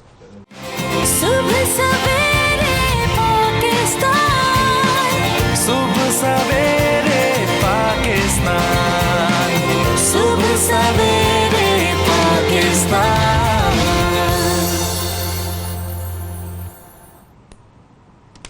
वेलकम बैक जी, सुबह सवेरे पाकिस्तान में एक मरतबा फिर खुशामदीद। आपकी राय दरकार है, आप ज़रा हमारी रहनुमाई कीजिए, बताइए इस मसले का हल क्या है। और ये मसला ये है कि जो औलाद है उसको पालना किसका काम है? वालिदैन का। हाँ, वालिदैन का। अच्छा, अब वालिदैन में कितने लोग होते हैं? 2 लोग होते हैं। टेक्निकली दो, अदरवाइज ज्यादा भी होते हैं, ज्यादा हो सकते हैं। मतलब ज्यादा कैसे हो सकते हैं? मतलब दादा दादी नाना नानी, बेसिक जो वालिदैन है वो तो वही होते हैं ना। ये तो हमारा जो है वो एक एक्सटेंडेड फैमिली, जो हमारा फैमिली सिस्टम हमारा स्ट्रॉन्ग है, उसके पॉजिटिव बेनिफिट्स हैं। लेकिन ये कि बुनियादी तौर पर तो वालिदैन में माँ और बाप आ जाते हैं। अच्छा, अब्बू कहाँ जाते हैं? ऑफिस जाते हैं या काम करने जाते हैं। घर पे कौन होता है? वालिदैन, वालिदा, अम्मी घर पे होती है। बुनियादी तौर पर जो बच्चे की तरबियत जो है उसकी डिवीज़न, जो हमारी सोशल साइंसेस और हमारा रिलीजन वो ये कहता है कि भाई जो बाप है उसके ऊपर डाली गई कमाने की जिम्मेदारी और माँ पे डाली गई नस्ल को परवान चढ़ाने की जिम्मेदारी, जो कि बहुत ही मुश्किल काम है और शदीद उसके अंदर मेहनत दरकार होती है। और बाप एक दिन बच्चे को संभाले, उसको लग पता जाता है कि माँ कैसे मेहनत कर रही होती है और बच्चा जो है वो रोता हो, उसको चुप कराना ही कितना मुश्किल काम है। ये बहुत मुश्किल काम है भाई। तो अब इसमें एक डिलेमा पैदा हो गया। इकोनॉमिक्स ऐसी चीज़ है कि जिसकी वजह से प्रॉब्लम्स भी पैदा होते हैं, सोल्यूशंस भी आते हैं। भाई महंगाई बढ़ गई, जॉब अपॉर्चुनिटीज़ आ गई, ख़वातीन को काम करने की ज़रूरत पड़ गई। अब ख़वातीन ने भी काम करना शुरू किया। कुछ ज़ाहिर शौक़ के लिए काम कर रही होती तो वो तो अपने हिसाब से कर लेती है कि भाई जब कर्जी हुई कर लिया, जब मर्जी हुई नहीं किया। लेकिन जो ज़रूरतन कर रही होती है उनके लिए तो लाजिम हो जाता है कि भाई वो तो काम, दोनों पार्टनर्स घर चला रहे होते हैं, दोनों इनकम कंट्रीब्यूट कर रहे होते हैं और उनका गुजारा नहीं हो रहा होता। अब ऐसे में बच्चा जो है वो क्या निगलेक्ट होता है और ममता एक तरफ और मुलाजमत एक तरफ। ममता या मुलाजमत में बैलेंस कैसे पैदा किया जाए और क्या ये बैलेंस पैदा हो भी सकता है या नहीं हो सकता है, ये एक बड़ा टेक्निकल मसला है जो हम आपके सामने लेकर आए हैं। और आप ज़रा इसमें हमारी मदद कीजिए, कॉल्स कीजिए, बताइए कि ये मसला कैसे हल हो सकता है और क्या आप अगर इस तरह के एक्सपीरियंस से गुजरे हैं तो आपने क्या साइंस लगाई इसके अंदर। बिल्कुल। और ये भी हो सकता है कि आप लोगों के जहन में इस हमारे सवाल का एक दूसरा वर्जन आए जो कि मैं ये आपको दे भी देती हूँ। एक ये होता है कि ममता या मुलाजमत, और एक ये हो सकता है कि ममता और मुलाजमत। तो क्या ये दोनों चीजें साथ चल सकती बैलेंस करना, हाँ, मतलब दोनों साथ चल सकती हैं या आपके मुताबिक भाई मामलात गड़बड़ हो जाएंगे। और जाहिर है उसमें गड़बड़ सिर्फ ये नहीं कि फैमिली को टाइम नहीं देना है, वो औरत खुद कितना वो जिसको कहते हैं ना बर्न आउट हो जाती है कि भाई वो इधर भी काम कर रही है, किचन में भी जा रही है, लोगों को भी देख रही है, फिर लोगों के साथ टाइम भी गुजारना है, घर वालों को टाइम भी देना है, बाहर भी उसका काम है। अच्छा, बहुत सारी असाइनमेंट्स अब ऐसी हैं, कोविड के बाद वो सिचुएशन ऐसी भी बदल गई कि ऑफिस का काम सारा ही घर पे भी आ गया लोगों के बड़ी हद तक, और वो रात की शिफ्ट चल रही है तो 8 बजे से सुबह 4 बजे तक बैठे हैं या इस तरह की सारी कहानी। तो उसमें आदमी तो चलो अपने ऑफिस से काम खत्म करके घर आ गया, लेकिन औरत का तो रख के बैठ जाता है ना, औरत चाय लाना भाई। बिल्कुल। और औरत का वो डबल काम जो है, डबल शिफ्ट है वो चल रही है, वो घर की भी चल रही है और वो लैपटॉप पे बैठी काम भी कर रही है और मीटिंग भी चला रही है। ऑफिस के बाद घर और बच्चे, ये 3 काम हो गए ना फिर औरत के। तो वो 3 काम करने वाला शख्स कैसे बैलेंस कर सकेगा? मेरा तो ख्याल है कि नहीं बैलेंस कर पाता। वो तो बर्न आउट हो जाता है, बिल्कुल खत्म हो जाता है, उसकी तो एनर्जी ड्रेन हो जाती है, फिर मिजाज में भी जो है वो बहुत मुश्किल हो जाता है आप कंट्रोल करें, क्योंकि आपको चीज़ें बैलेंस करना मुश्किल लग रहा होता है। और काम में भी डिफरेंस है। वैसे हर प्रोफेशन के हिसाब से भी फर्क हो जाती है सिचुएशन। जैसे मेरे अपने घर में दोनों काम करते थे, मेरी वालिदा भी और मेरे वालिद साहब भी। आप भी क्या और मैं तो कर ही रही लेकिन ये है कि लेकिन वहां पर फिर वो चीज आती है जो एक्सटेंडेड फैमिली सिस्टम है ना, वो कारआमद आता है, क्योंकि हमने आधी जिंदगी अपनी बल्कि बचपन नानी और दादी के साथ गुजारी। कि अक्सर ये होता है, लेकिन जाहिर है कि हमेशा हर वक्त नानी या दादी अवेलेबल नहीं होती, या वो एक शहर में नहीं रह रहे होते, या वो साथ नहीं होते, वो उस तरह से सपोर्ट नहीं कर सकते फिजिकली। तो फिर क्या फिजिकली वो इतने वो एनर्जेटिक नहीं रहते। बिल्कुल। तो फिर उस सूरत में मेरी वालिदा क्या करती थी कि वो मुझे अपने साथ, क्योंकि वो कॉलेज में पढ़ाती थी, लेक्चरर थी उस वक्त, तो वो मुझे उस चीज में डाल के, वो झूला जो होता है बच्चों का और क्रिब नुमा जो, उसमें डाल के ले जाती थी और कॉलेज की प्रिंसिपल के पाँव में मुझे रख देती थी और वो मुझे हिलाती रहती थी और पढ़ाने जा रही हूं। हाँ, और वो मुझे हिलाती रहती थी। लेकिन उस सूरत में चलो ज़ारा की कॉल आ गई। ज़ारा की। अस्सलाम वालेकुम ज़ारा। अस्सलाम वालेकुम जी। ज़ारा घबरा गए हैं आप सवाल से? आज आपका सेगमेंट बहुत अच्छा है और इस हवाले से कुछ चीजें मैं शेयर करना चाहूंगी। करें कि हमारे लिए खवातीन के लिए बेसिकली बहुत सारी चीजें मुलाजमत के साथ अपने घर को, बच्चों को कंट्रोल करना और उनकी परवरिश करना बहुत मुश्किल हो जाता है। लेकिन इस चीज को हमारे मुल्क में फोकस नहीं किया जाता, इसकी वजह से हम खवातीन के लिए बहुत मुश्किल होती है। अगर हम बाहर के मुल्कों में देखें तो बाहर के मुल्कों में जो डे केयर सेंटर्स की जो अहमियत है और वहाँ पे जिस तरह से बच्चों की केयर की जाती है, अपने ऑफिस में डे केयर में जो आंटी होंगी वो बच्चों को अपने बच्चों की तरह तो नहीं पालेंगी ना। वो अपने ऑफिस में होते हैं। लेकिन बाहर के मुल्क में ऐसा बिल्कुल होता है, हमारे मुल्कों में इस चीज को प्रमोट डे केयर नहीं होते, ये बात तो आपकी दुरुस्त है, लेकिन मैं ये कह रहा हूँ कि डे केयर वाली आंटी क्या माँ की तरह पाल सकती है बच्चों को? बिल्कुल माँ की तरह नहीं पाल सकती, लेकिन वहाँ पे और इस तरह की बहुत सारी एक्टिविटीज होती है जिसमें बच्चे इंगेज रहते हैं। यहाँ पे तो रहेगा वो इतने एक्सपेंसिव है और ऊपर से इतने मसाइल है डे केयर सेंटर्स के कि बस टेंशन ही होती है कि हमारे बच्चे पता नहीं किस हाल में होंगे। तो भाई बच्चे जो हैं वो बेचारे माँ की मोहब्बत के भी तो मतलाशी होते हैं ना, इंगेज और एक एक्टिविटीज की तो सिर्फ मतलाशी नहीं होते वो। जरा आप जवाब देंगी या मैं दूं? आप दे दें। तो भैया क्या बात हुई ज़ारा, आप कॉलर है हमारी आप थोड़ी कॉलर है, ज़ारा कॉलर है। ज़ारा को लेकिन ये है कि अब हमें ये पता है कि अब खवातीन को काम करने की जरूरत भी है, कुछ शौकिया नहीं भी कर रही तो जरूरत के तहत कर रही है। तो अगर मर्द करे डबल काम, अगर नहीं हो सकता क्यों करे ट्रिपल काम? भाई मर्द करे डबल काम, मर्द औरत की उसकी मदद करे। ट्रिपल काम डबल काम तो दोनों ही करेंगे तो दोनों ही खत्म हो जाएंगे। बिल्कुल भाई, मर्द को ज्यादा फिजिकली एनर्जेटिक बनाया अल्लाह ने, तो डबल काम कर भाई, तू ज्यादा मेहनत कर। उसके पास 24 घंटों में आवर्स तो लिमिटेड है ना। वैसे जो डे केयर वाला जो मेरा या उनका पॉइंट है ना ज़ारा का, वो ये था कि एक ही ऑफिस में उसी में अगर औरत का बच्चा भी जा रहा है औरत के साथ, तो बहुत मर्तबा चक्कर लगा लेती है औरत, देख लेती है, खेल लेती है, लंच ब्रेक में उसके साथ बैठ जाती है। तो वो नहीं होता कि आप 24 घंटे 8 घंटे अपनी सीट पे ही चिपके रहते हैं, वो चलते फिरते रहते हैं। वो जाती है, बड़ी औरतें ऐसी मैंने देखी हैं खवातीन जो कि बच्चों को साथ लेके जाती हैं और फिर उनकी वो मैंने बड़े औरतें ऐसे देखी हैं और मर्द भी लेके जाते हैं। मुझे मेरे वालिद साहब अपने दफ्तर लेके जाया करते थे when I was in a crib, और वो छोटा बच्चा जिसको माँ ही संभाल सकती मलिक है। साहब आ गए तो कंप्लीट तो कर लूं, मतलब मलिक साहब ठीक है, मलिक साहब can wait for a minute, लेकिन जी मलिक साहब हमें जल्दी है आपकी तरफ आने की, बताएं। मलिक साहब की आवाज कम आ रही है, लेकिन बोले बोले मलिक साहब आपकी आवाज। अच्छा, आपका प्रोग्राम तो बहुत अच्छा होता है। मैं ये कहूँगा कि जैसे खवातीन का है, ज़रूरत है आज मुआशरे की कि खवातीन उसमें पार्टिसिपेट करती हैं, लेकिन वैसे देखा गया है कि जिम्मेदारी उस औरत को अल्लाह ताला ने इतनी टेंडेंसी दी है कि वो सारे काम माशाल्लाह बड़ी हिम्मत की बात है। और हमारे घरों में तो हम ये एज्यूम कर लेते हैं कि जी ऑफिस में वो जब जाना है तो उसने बच्चों को तैयार भी करना है, अब शौहर के लिए भी नाश्ता बनाना है, फिर वो अपने लिए भी तैयार होती, फिर ऑफिस भी जाती है। ये शायद मर्द नहीं कर पाए अगर उनके जुम्मे ये काम लगाया जाए, तो ये बड़ी हिम्मत की बात होती है। और वो जब वापस उसने घर आना है फिर भी उसने सारे घर के काम करने हैं। मैं कहता हूँ कि सलाम और सलूट है हिम्मत और दाद के इस लिहाज से जो लोग वर्किंग वुमेन है वो सारा अपना घर का काम भी उन्होंने करना है, बाहर का भी करना है। तो ये तो ये मुश्किल हो जाता है ना, उसमें बच्चे निगलेक्ट हो जाते हैं आपके ख्याल में या नहीं? उसमें फर्क पड़ता है। उस पे मैं ये कहूंगा कि ये हमारा एक बड़ा एक दब्बा है हमारे इस हकीकत एक ऐसी है तल्ख कि हमारी आज जैसे बच्चों की तालीम पे तवज्जो है लेकिन तरबियत पे नहीं है, उसका नुकसान हो रहा है। वो थोड़ी सी हम लोग उसमें लैग कर रहे हैं। शायद हम अच्छे वालिदैन नहीं रहे। हमें टाइम मैनेजमेंट करनी चाहिए, जिसमें कि एक दूसरे की हेल्प करनी चाहिए। जैसे शौहर को तो दोनों मिलके चलें तो तरबियत बहुत अच्छी, तरबियत का बहुत रुख। लेकिन दोनों ही ऑफिस में होंगे तो करेंगे कैसे? लेकिन वो कौन सा आवर होता है, मैं ये भी जानना चाहूंगी मलिक साहब आपसे, आप बताएं कि मतलब बहुत कम ऐसी माएँ हैं, वो तो माओं को भी पता होता है, अक्सर वो इस चीज का इंतजार कर रही होती हैं कि ये स्कूल जाना शुरू हो या डे केयर जाना शुरू हो तो फिर मैं जाऊंगी वापस जॉब पे अपने। तो कुछ ऐसी खवातीन भी हमने देखी हैं, बल्कि ज्यादा ही मैंने तो देखी हैं, जब थोड़े बड़े हो जाए ताकि वो स्कूल से निकल जाए तो मेरे पास टाइम है बहुत सारा, 8 घंटे स्कूल में है तो मैं चली जाया करूंगी। तो ऐसी सिचुएशन में भी आपको लगता है कि घर को वो फिर तवज्जो नहीं दे सकती या ये ठीक है? नहीं दे सकती हैं तवज्जो। देखिए मैंने अभी देखा है कि जो मल्टीनेशनल जो अच्छी कंपनियां उन्होंने तो डे केयर का वहाँ छोटे बच्चों को मैंने देखा है वो माँ के साथ आते हैं, परवरिश पाते हैं। देखिए बात पता है क्या, क्वालिटी टाइम देना है आपने। क्वालिटी टाइम बेशक कम होता है, उसका इम्पैक्ट होता है बच्चों के ऊपर। आप क्वालिटी टाइम दें, उसको मैनेज करें कि मेरे बच्चे के लिए क्या बेहतर है।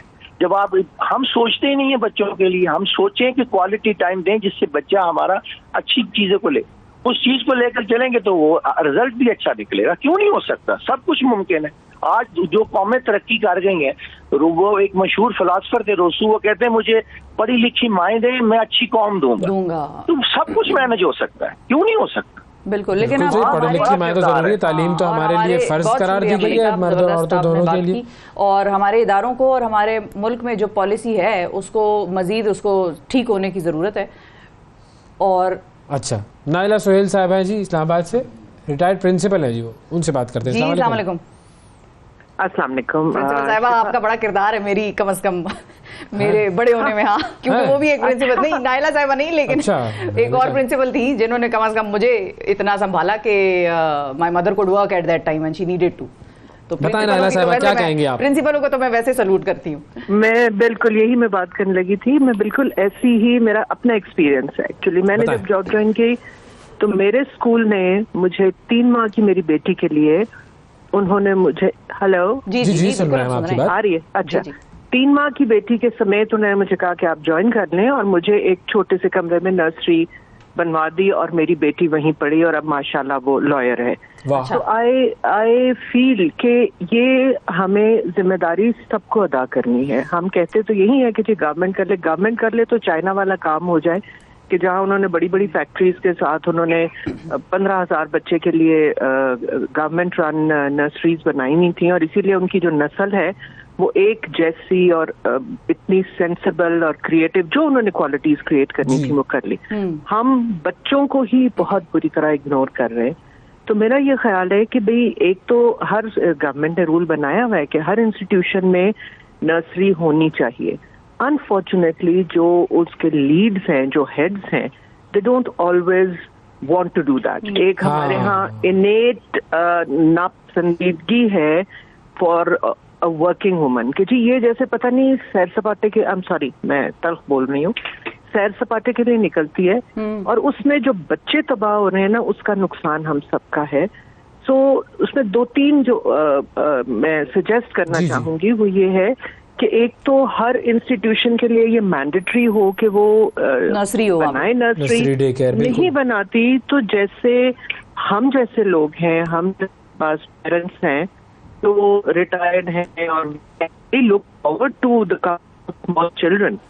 हम लोग छोटे बच्चों को अगर हम एक वो करने ऑर्गेनाइज्ड और सर्टिफाइड सिस्टम के जरिए हम इन बच्चों की तरबियत में हम भी कंट्रीब्यूट कर सकते हैं, हमारी भी मसरूफियत रहेगी। नायला साहब, एक सवाल है, अगर आपको उस वक्त नर्सरी ना मिलती आपकी बेटी के लिए जब वो छोटी थी और आप नया ज्वाइन कर रही थी इंस्टीट्यूट, तो आप क्या करती? मतलब what were the options in your mind? क्या आप जॉब से ब्रेक ले लेती, छोड़ देती, लीव ले लेती, या बच्ची मतलब कैसे? मैंने तो बेटा छोड़ दिया था, मैंने तो छोड़ दिया था। आई वॉज वेरी क्लियर, इसलिए कि बच्चे को तो जाहिर है बच्चे मैंने बहुत अपने, जब बच्चे माँ की एब्सेंस में पलते हैं तो the made it at home she might be बहुत अच्छी होगी, लेकिन वो रिप्लेसमेंट नहीं है। मतलब तो माँ है ना, माँ और मेड में माँ है, ग्रैंड पेरेंट्स हैं, ग्रैंड पेरेंट्स अगर करें तो ये तो बहुत ही बड़ा तोहफा है और हम भी कर रहे हैं। मैं आपको ये बताऊं कि मैं I am also trying to contribute. मेरे पास मेरी ग्रैंड डॉटर भी आती है। अच्छा। और वो एक जॉय है मेरे लिए। बिल्कुल सही। तो मेरा ख्याल है कि जो वालिदैन है ना, इनको भी स्टेप इन करना चाहिए। तो आपने छोड़ दिया था ना, मतलब अब यही देखें, ऑप्शन नहीं थे, अगर जहाँ पर ऑप्शन नहीं होंगे वहाँ बहुत सारी खवातीन छोड़ देंगी। मैं एक चीज आपसे पूछना चाहूंगा, जरूरत जो है, इकोनॉमिक जरूरत ना हो तो फिर क्या औरत के लिए जॉब करना मैंडेटरी है या नहीं है? देखिए, मैंडेटरी तो अल्लाह मियां ने नहीं बनाया हुआ, लेकिन औरत के लिए जॉब करना उस वक्त लाजमी हो जाता है जब बाज दफे वो अपने बच्चों को वो लाइफ देना चाहती है, बाज दफे वो एजुकेशन देना चाहती है, जो कि अपने मियाँ की हलाल की कमाई में बाज़ औक़ात नहीं मुमकिन होता। तो ये जो एक जुमला है ना कि जी ये शौकिया करती हैं, शौकिया खवातीन जो फिर करती हैं, उनके फिर बच्चों को डे केयर की जरूरत नहीं होती, वो डे केयर में रख भी लेती। हमारे यहाँ खवातीन वही परेशान होती हैं जो फाइनेंशियल रीजन से निकलती हैं। जाहिर है पैसे उन्हें बचाने भी होते हैं और वो सारे सिलसिले होते हैं। तो मेरा ख्याल है इस डिस्कशन से निकल आए कि जी ये शौकिया कर रही हैं या मजबूरी में कर रही हैं, लेट्स फोकस कर रही हैं तो उनको फैसिलिटेट करें। हाँ, मतलब let's focus on the problem. बच्चा जाया हो रहा है, बच्चे के ये 4-5 साल निकल गए तो मतलब आइडियली ऐसा होना चाहिए कि इकोनॉमिकली या फाइनेंशियल बर्डन के तहत उनको जॉब करने की ज़रूरत ना हो, आइडियली ऐसा होना चाहिए, और उसके बाद वो अपनी मर्जी से करना चाहें तो सौ बिस्मिल्लाह भाई, उन्हें कोई रोकने वाला ना हो और उनको फैसिलिटेट करें जो भी। अवैस यहाँ पे मैं आपसे जरा सा डिसएग्री करती हूँ कि किसी के लिए भी ये रूल कोई नहीं बना सकता कि जी उनको जॉब करनी चाहिए या नहीं। वो तो खुद तय करेंगे। हाँ, this is between the two of them, और हमारा जिम्मा है, मुआशरा हमारा जिम्मा है। आप देखें वो जो 3 बच्चे, कोई वो कौम जिंदा रह सकती है कि जो 3 बच्चे जो ट्रंक में, वो माँ बाप नौकरियों पे गए हुए थे और वो बच्चे ट्रंक में बंद होके उनकी डेथ हुई। I don't know whether you know about. तो मतलब ये हमारे सारे मुआशरे के ऊपर। तो मैं यही तो कह रहा हूँ कि फाइनेंशियल बर्डन के तहत अल्लाह ना करे कि किसी को जॉब करने की इतनी ज़रूरत पड़ जाए। आइडियली ऐसा हो कि उस बेचारी औरत को फाइनेंशियल बर्डन के तहत जॉब करने की ज़रूरत ना हो। अगर फाइनेंशियल बर्डन का मसला नहीं है, उसके बावजूद वो करना चाह रही है, अच्छी बात है, करे, जो जैसा उसका दिल चाहे वो खुद मिल बैठकर फैसला करें कि किसने क्या काम करना है, कितना करना है। और अगर कोई खातून जॉब करने के लिए आ रही है तो हम बहैसियत इदारा उसकी फैसिलिटेशन करें, करें। और जो एक्सटेंडेड फैमिली है, देखिए एक जमाने में जो मोहल्लेदार थे उनके पास माँ बाप बच्चे छोड़ जाते होते थे। जी। तो जब तक पूरा मुआशरा नहीं, जैसे प्रिंसिपल बता रही है शिफा, प्रिंसिपल के पास हो, मेरी बेटी को भी ऐसे ही मेरी कलीग्स जो थी वो संभालती थी। So we all do that. तो ये तो एक कल्चर हमें करना पड़ेगा। बिल्कुल। बहुत शुक्रिया अदा करेंगे नायला साहिबा, आपने बड़ा वक्त निकाला और बड़ी अच्छी बात की। और मेरा अपना मानना ये है कि अब this is the new normal. लड़कियां घर से बाहर निकलती भी हैं, वो जॉब भी करती हैं, भाई एक्सेप्ट इट और उनको दें वो फैसिलिटेशन, ताकि आपकी आने वाली नस्लों पर उसका नेगेटिव इम्पैक्ट पड़ने के बजाय पॉजिटिव इम्पैक्ट पड़े। वो अगर ऑफिस आ रही है 8 घंटे अपने बच्चे को साथ ला रही है, तो उसको दें वो जगह कि वो जहां पर बैठकर उसके खाने में उसके साथ शिरकत करे, उसके साथ थोड़ी देर खेल ले, अपना खाना लेकर बच्चे के साथ बैठ जाए, खा ले, उसको अपने हाथ से खिलाए। तो वो जो एक कॉन्सेप्ट है ना कि भाई अगर कोई घर में नहीं है तो वैसे ही किसी आम डे केयर में छोड़ दिया, जहां उसको भी जाने के लिए पेट्रोल भी खर्च करना है, पैसे भी अलग से देने हैं, उसको जाकर टाइम अपने पास होगा, उसके करीब होगा, उनके लिए फैसिलिटेशन का माहौल पैदा करें। और ये सिर्फ औरतों की जरूरत नहीं है, बाज़ औक़ात बड़े मर्द ऐसे भी हमने देखे हैं जो डिवोर्स्ड हैं या जिनकी बीवियां हयात नहीं है या जिनकी ऐसी सिचुएशन है कि उनको बच्चों को अपने पास रखना है, तो फिर वो अपने बच्चों के लिए बेचारे भागे जा रहे हैं, भाई मैंने उसको स्कूल से पिक करना या डे केयर से पिक करके फिर दादी के पास छोड़ना और फिर वहां पे भाई के पास लेके जाना। तो भाई उनको भी वो जगह दें। मर्द भी उतना ही पेरेंट है जितना औरत है, लेकिन ये है कि वो क्योंकि इतना ज्यादा बर्डन शिफ्टेड है खवातीन की तरफ, और जाहिर है होना भी चाहिए, राइटली सो, लेकिन जिम्मेदारी ये है कि मर्दों को बिल्कुल ही हम बरी जिम्मा कर देते हैं। और एक मर्द ने, मैंने एक जगह सुना था कि उसने कहा हमें एक डे केयर चाहिए, तो लोगों ने उसको बड़ा हैरत से देखा, तुम्हें क्यों डे केयर चाहिए? भाई उसको चाहिए होगा, उसकी सिचुएशन ऐसी होगी। अगर आपको याद हो एक मीटिंग में उसको बड़ा मॉक किया गया उधर लोगों की तरफ से, तुम क्या करोगे यार, बीवी को दे के आओ बच्चा। तो भाई अगर बीवी नहीं है उसकी, मसरूफ है, बड़े पढ़े लिखे लोग थे, बिल्कुल। तो ये इस चीज को, इस माइंडसेट को चेंज करना है। और ये सिर्फ ये नहीं है कि अनपढ़ आदमी है तो उसको समझ नहीं आ रही, पढ़े लिखों का भी यही आलम है। तो जो हमारी रियासत के वो सुतूनों में बैठे हुए हैं उनको ये चाहिए कि ये एक लॉ कर दें। मैं तय कर लिया, और ये मैं डे केयर सेंटर खोलूंगा, हैं डे केयर सेंटर खोलेंगे। चलो ये अच्छा तरीका है, अपॉर्चुनिटी बिजनेस। चलो ब्रेक ले लेते हैं, ब्रेक में मैं इस पे सोच लेता हूँ जरा। Thank you. सुबह सवेरे पाकिस्तान, सुबह सवेरे पाकिस्तान, सुबह सवेरे पाकिस्तान। वेलकम बैक जी। मुस्लिम लीग नून और पीपल्स पार्टी के दरमियान महाजराए शिद्दत इख्तियार करती हुई नजर आ रही है और इनका एक अहम मैदान है सूबा सिंध, जहां पर नून लीग अपने कदम जमाने की कोशिश कर रही है। गुज़िश्ता रोज़ नून लीग ने इलेक्शन कमिश्नर सिंध पर अदम एतमाद का इजहार कर दिया, हल्का बंदियों के खिलाफ अदालत में जाने का ऐलान कर दिया।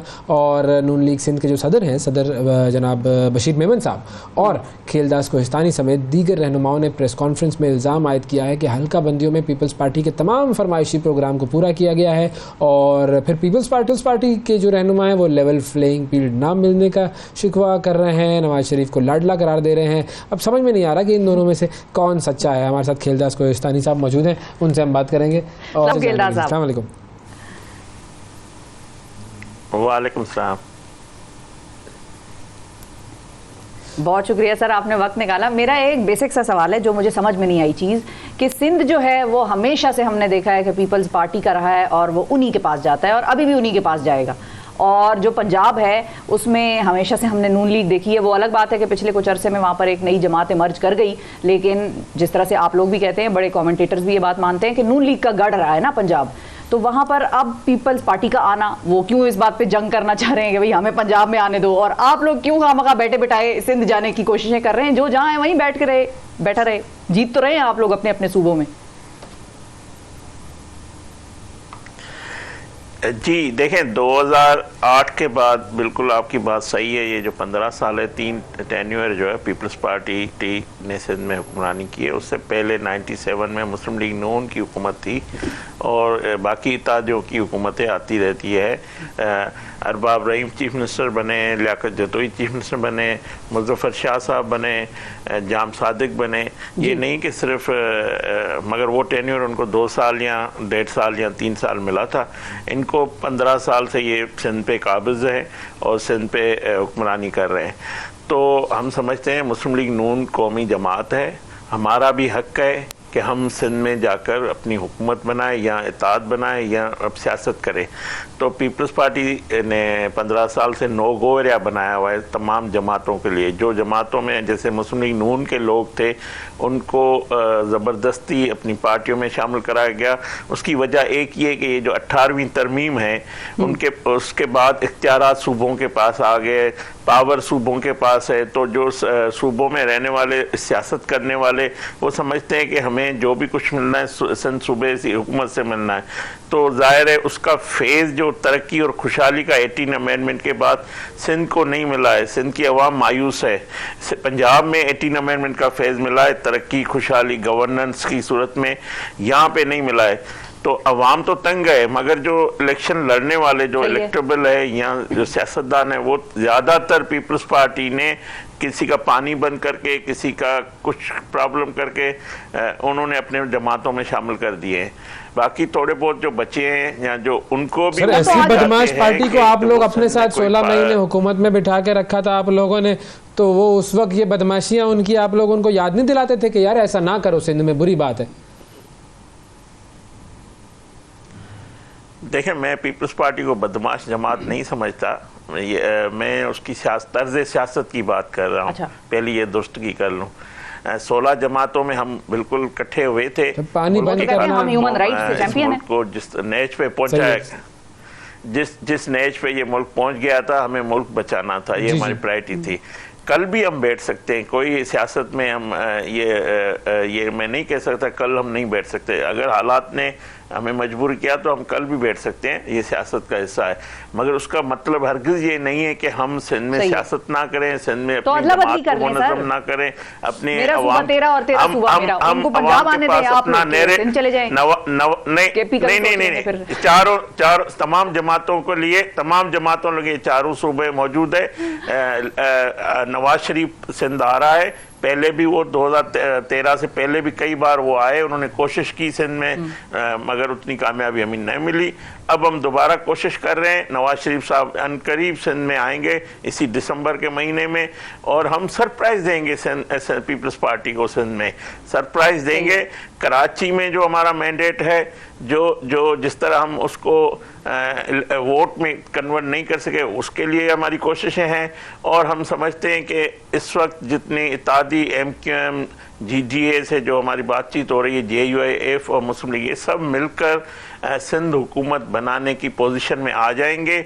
और पीपल्स पार्टी की घबराहट, चीख पुकार और ये जो बातें हैं लेवल प्लेइंग फील्ड की, हालांकि जो सिंध का चीफ मिनिस्टर है, एक honourable chief justice high court रहा है, सुप्रीम कोर्ट का जज रहा है, हमें उस पर एतमाद है। मगर जो उसके नीचे सारा ब्यूरोक्रेसी का सिस्टम है, वो सिस्टम 15 साल से जो राज था, वो उसके सामने वो मजबूर है, वो उसका बस नहीं चल रहा है। इस वक्त कराची का जो मेयर है, वो कराची की खिदमत कम, पीपल्स पार्टी की खिदमत ज्यादा कर रहे हैं। हालांकि उस मेयर को अगर मुस्लिम लीग नून के 9 तो मैं सर यही तो कह रहा हूँ, सर मैं भी यही कह रहा हूँ, बिल्कुल आपकी बात सही है।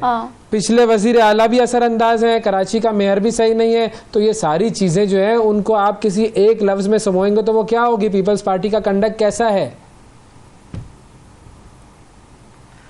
पीपल्स पार्टी, मैं तो ये कह रहा हूँ, पीपल्स पार्टी ने नो गो एरिया सिंध में बनाया हुआ है तमाम बाकी जमातों के लिए। वो चाहते हैं कि सिंध सिर्फ हम ही, तो नो गो एरिया जो बनाता है उसे बदमाश नहीं कहेंगे तो और क्या कहेंगे? अवाम की उसके लिए कोई और लफ्ज बताएं मुझे। नहीं, देखे, ये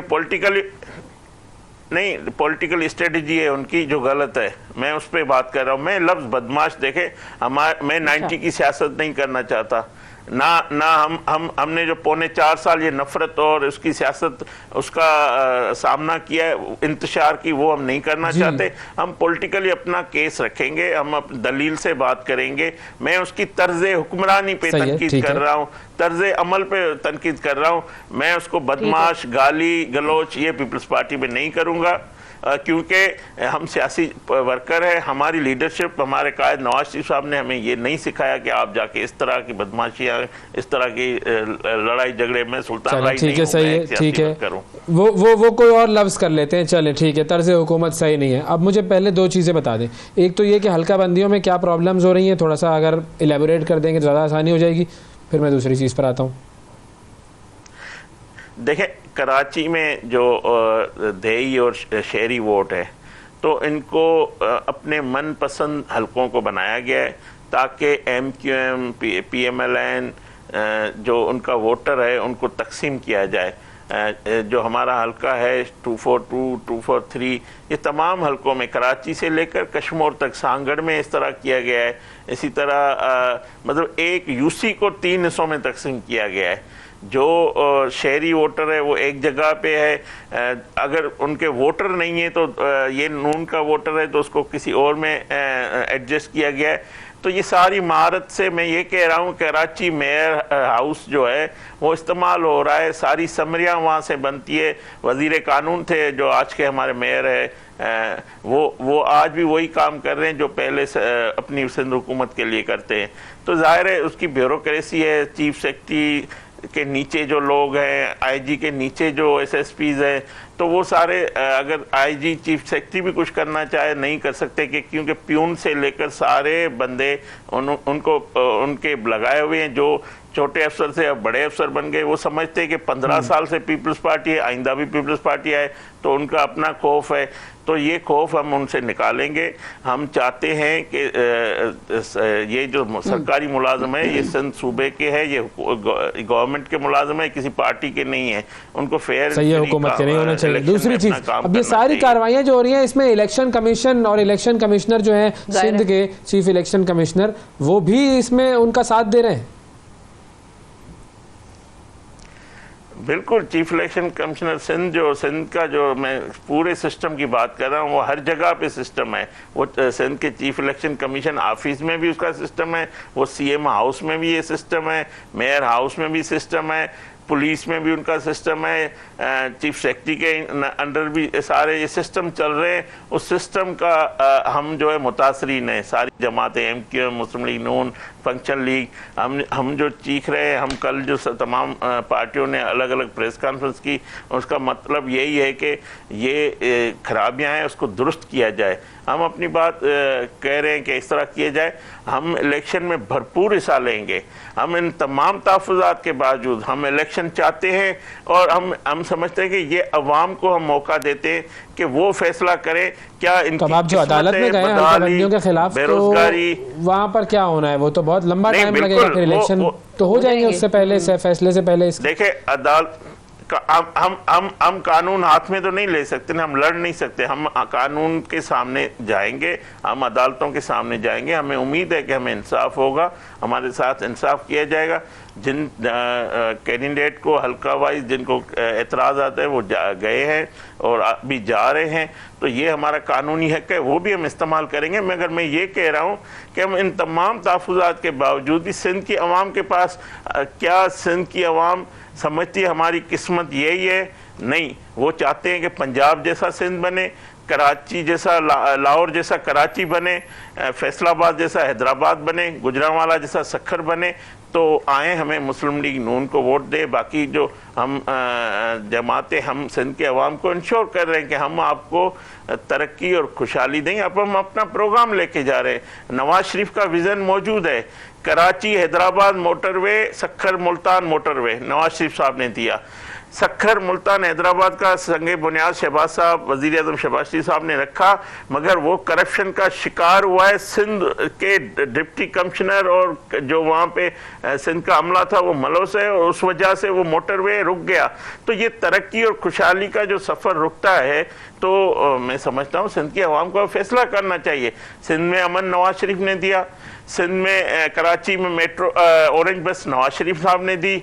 आपको कराची समेत सिंध के हर जगह पे नादरा के मेगा दफ्तर नज़र आएंगे आपको। मतलब गवर्नेंस जो काम हमारा हथा वफाक ने किया है सिंध के लिए, तो अब वक्त आ गया है कि सिंध की अवाम अपना फैसला करे और एक ऐसी जमात, एक ऐसे इत्तेहाद को हुकूमत दें जो जिनका रिकॉर्ड और तरक्की, जो शहबाज स्पीड, बिलावल साहब खुद मांगते थे कि शहबाज स्पीड चाहिए, तो शहबाज स्पीड वोट से आएगी, ऐसे नहीं आएगी, आपके मुतालबे से नहीं आएगी। शहबाज स्पीड वोट से आएगी। अगर आप चाहते हैं कि शहबाज स्पीड हो, जी उसी स्पीड से बिलावल साहब ने यह भी कहा है कि जी पाकिस्तान मुस्लिम लीग जो है वो पाकिस्तान महंगाई लीग है, और उसी स्पीड से उन्होंने ये भी कहा है कि आप तो लाडले हैं, तो इस लाडले के तासुर को तो जाहिल करने में अभी तक कोई ऐसी पेशरफ्त नहीं हुई है आपकी। लाडला प्लस बने हैं बल्कि। हाँ, लाडले वो हैं जिन्होंने बलूचिस्तान में जाकर हमारी हुकूमत गिराई। लाडले वो हैं जिन्होंने सेनेट में हासिल बिजनजो को हराया। लाडले वो है जिन्होंने नवाज शरीफ खिलाफ साजिशें की और उसको नायल किया गया। लाडले वो हैं जो चाहते हैं कि हमें वही हमारे लिए दरवाज़ा खुल जाए, मगर अल्लाह का शुक्र है अब ये लाड इन जैसे कामों के लिए इस्तेमाल होने वाले सियासतदानों के लिए ये लाड बंद हो गया है।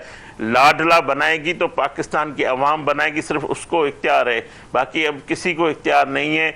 ये हमें पता है, हम उन माजी में नहीं जाना चाहते। हमें पता है किस तरह हमारे खिलाफ, हमारी हुकूमतों के खिलाफ सेनेट में जो कुछ हुआ है ये किस तरह हुआ है, मगर हम माजी में नहीं जाना चाहते। बिलावल साहब की तकलीफ हमें समझ में आ रही है, क्योंकि उसने वक्त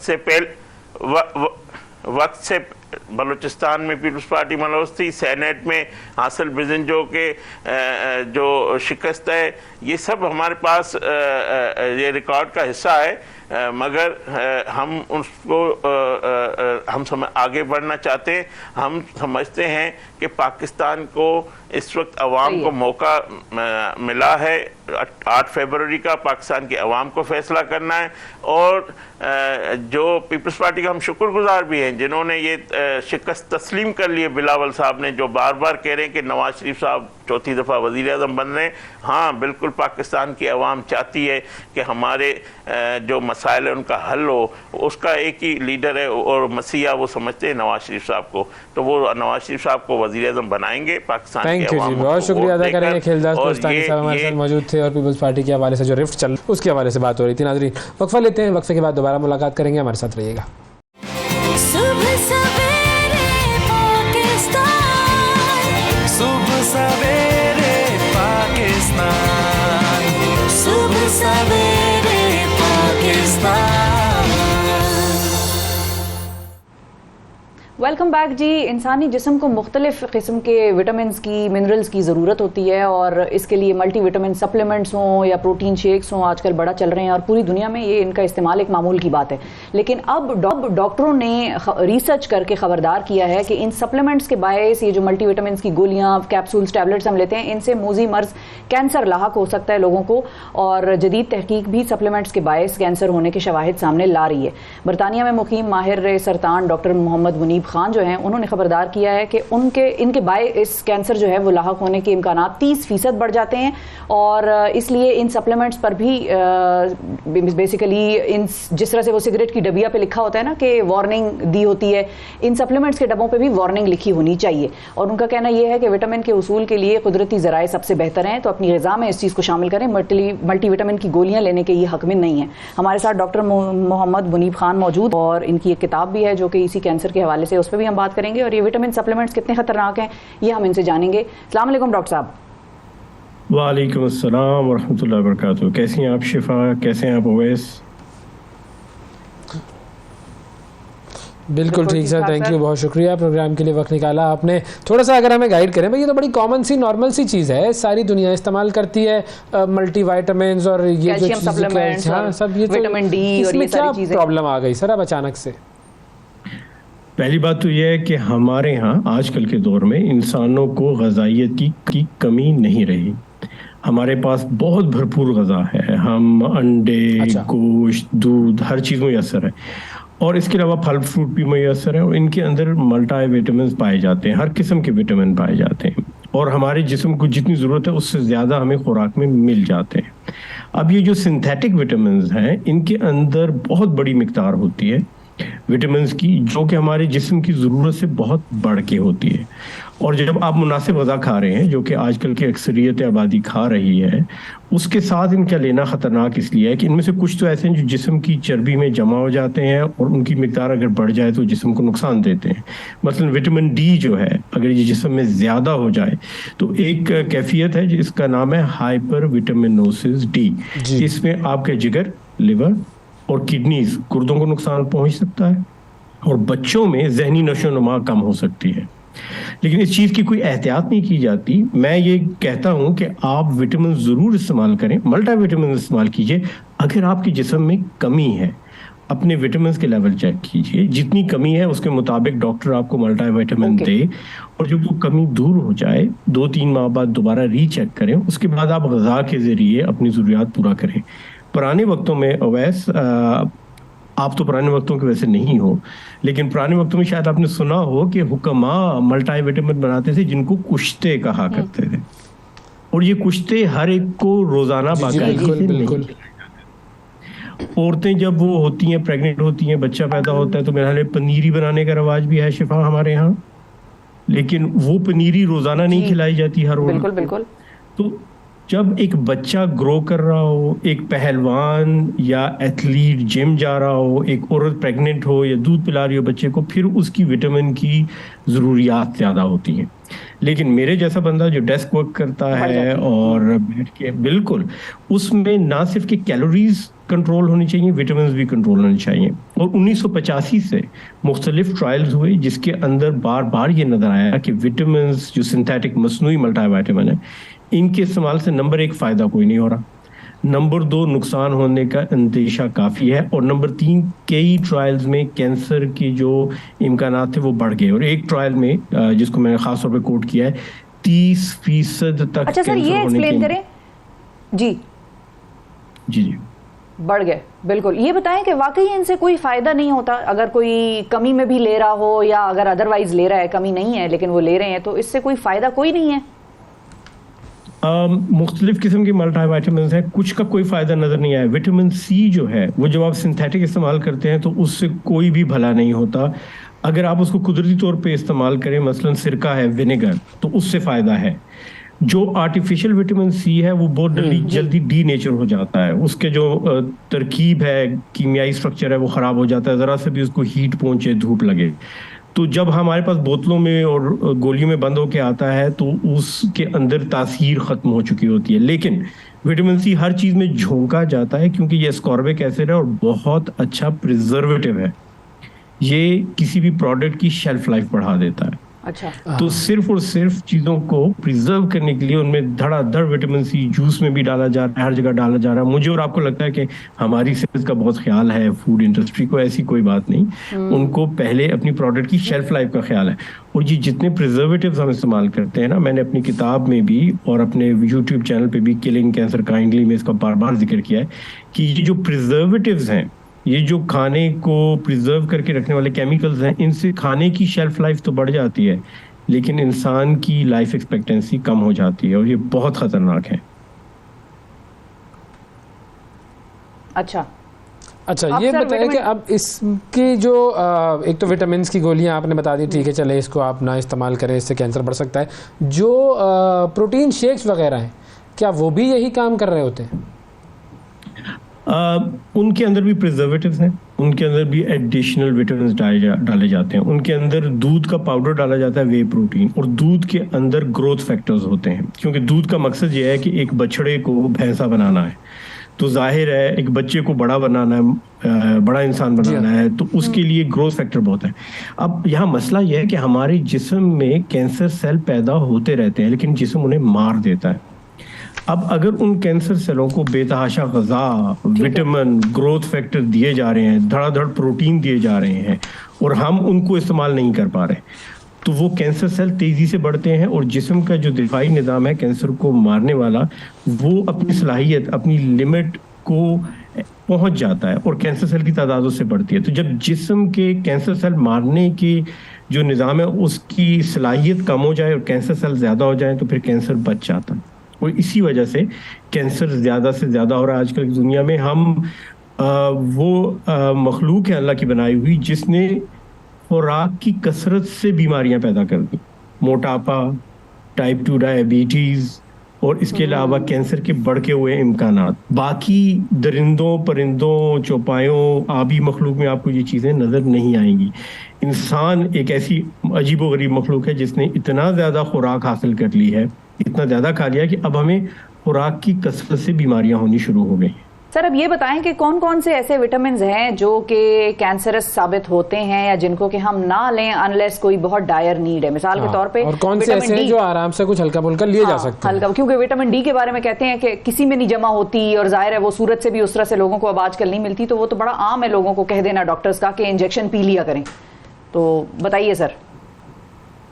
अच्छा शिफा, पहली बात तो ये है कि सूरज पे खामखा इल्ज़ाम लगाया जा रहा है। सूरज अभी भी विटामिन डी बनाने को तैयार है, लेकिन हमारे लोगों का रंग जो है ना वो थोड़ा सांवला जाता है हम बाहर निकलें तो।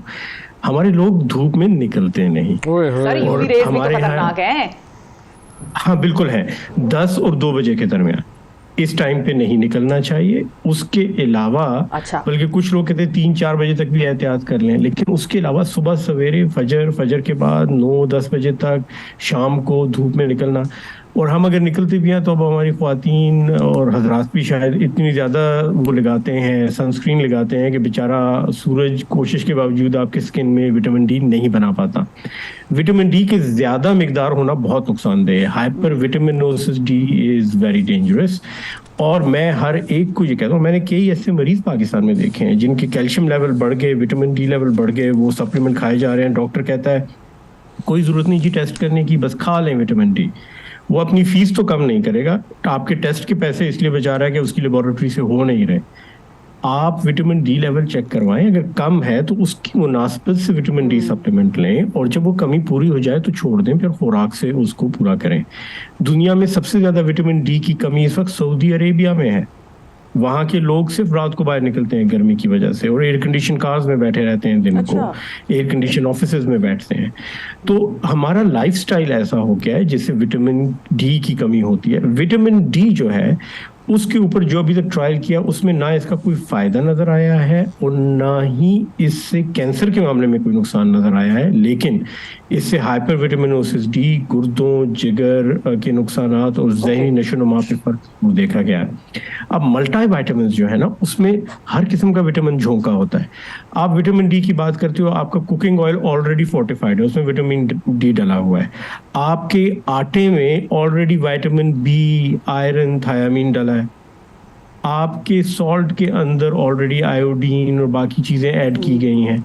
तो जो हम खुराकें खा रहे हैं, आप जूस पी रहे हैं तो उसमें भी उन्होंने विटामिन डाले हैं, विटामिन सी वाफर डाला है क्योंकि वो प्रिजर्वेटिव है।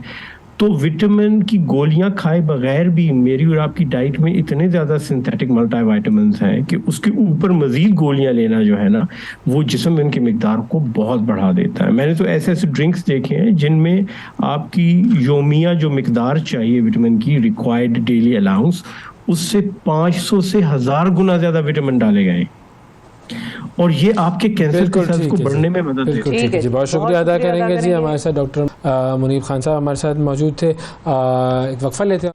सुबह सवेरे पाकिस्तान, सुबह सवेरे पाकिस्तान, सुबह सवेरे पाकिस्तान।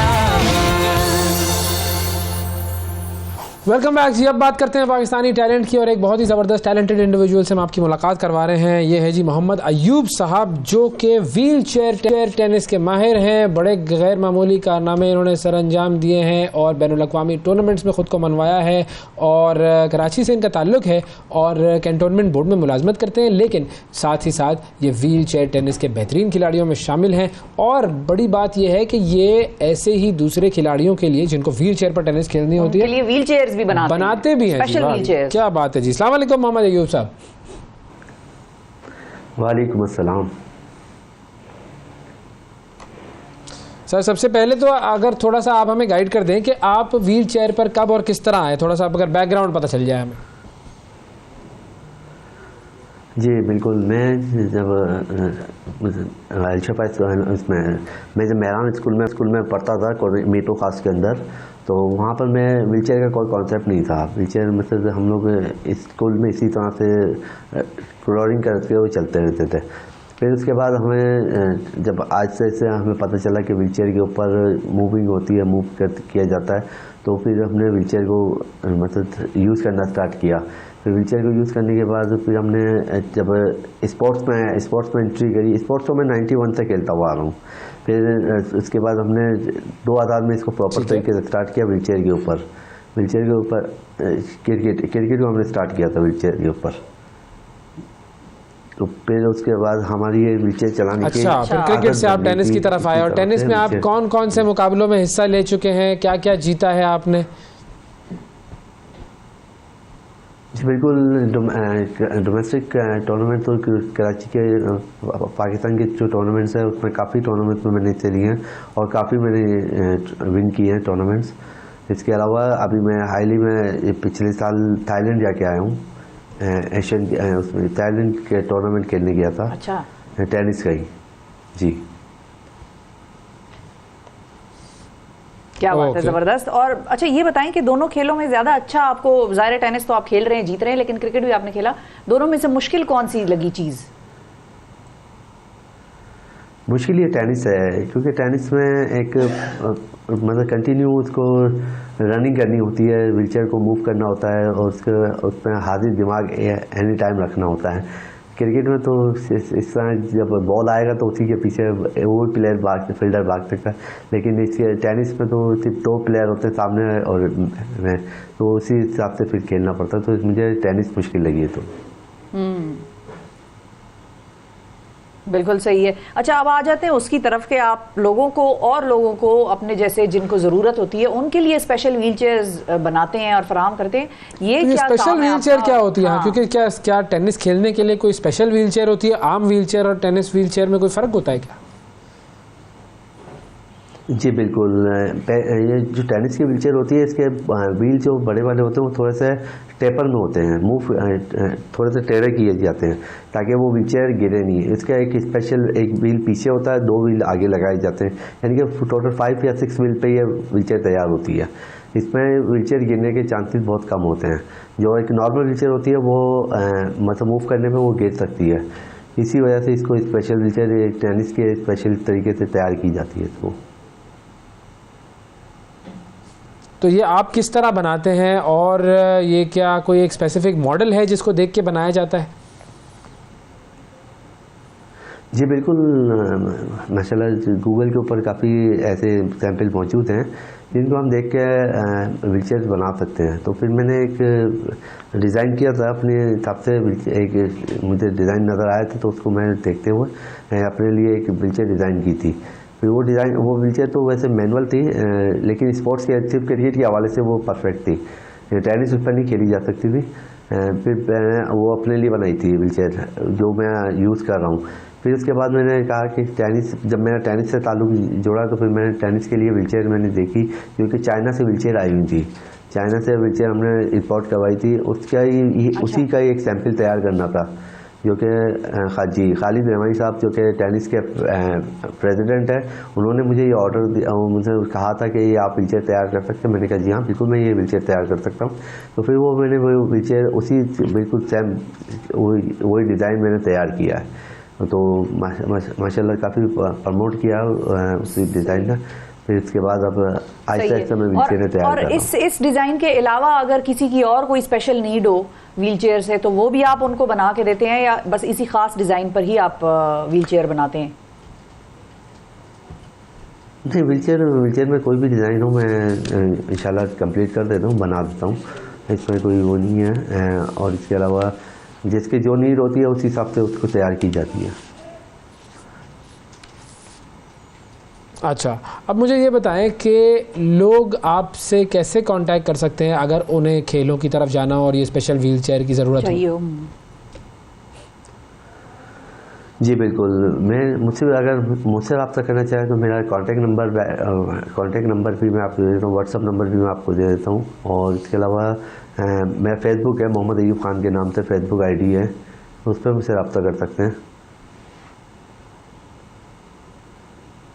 अच्छा, सही।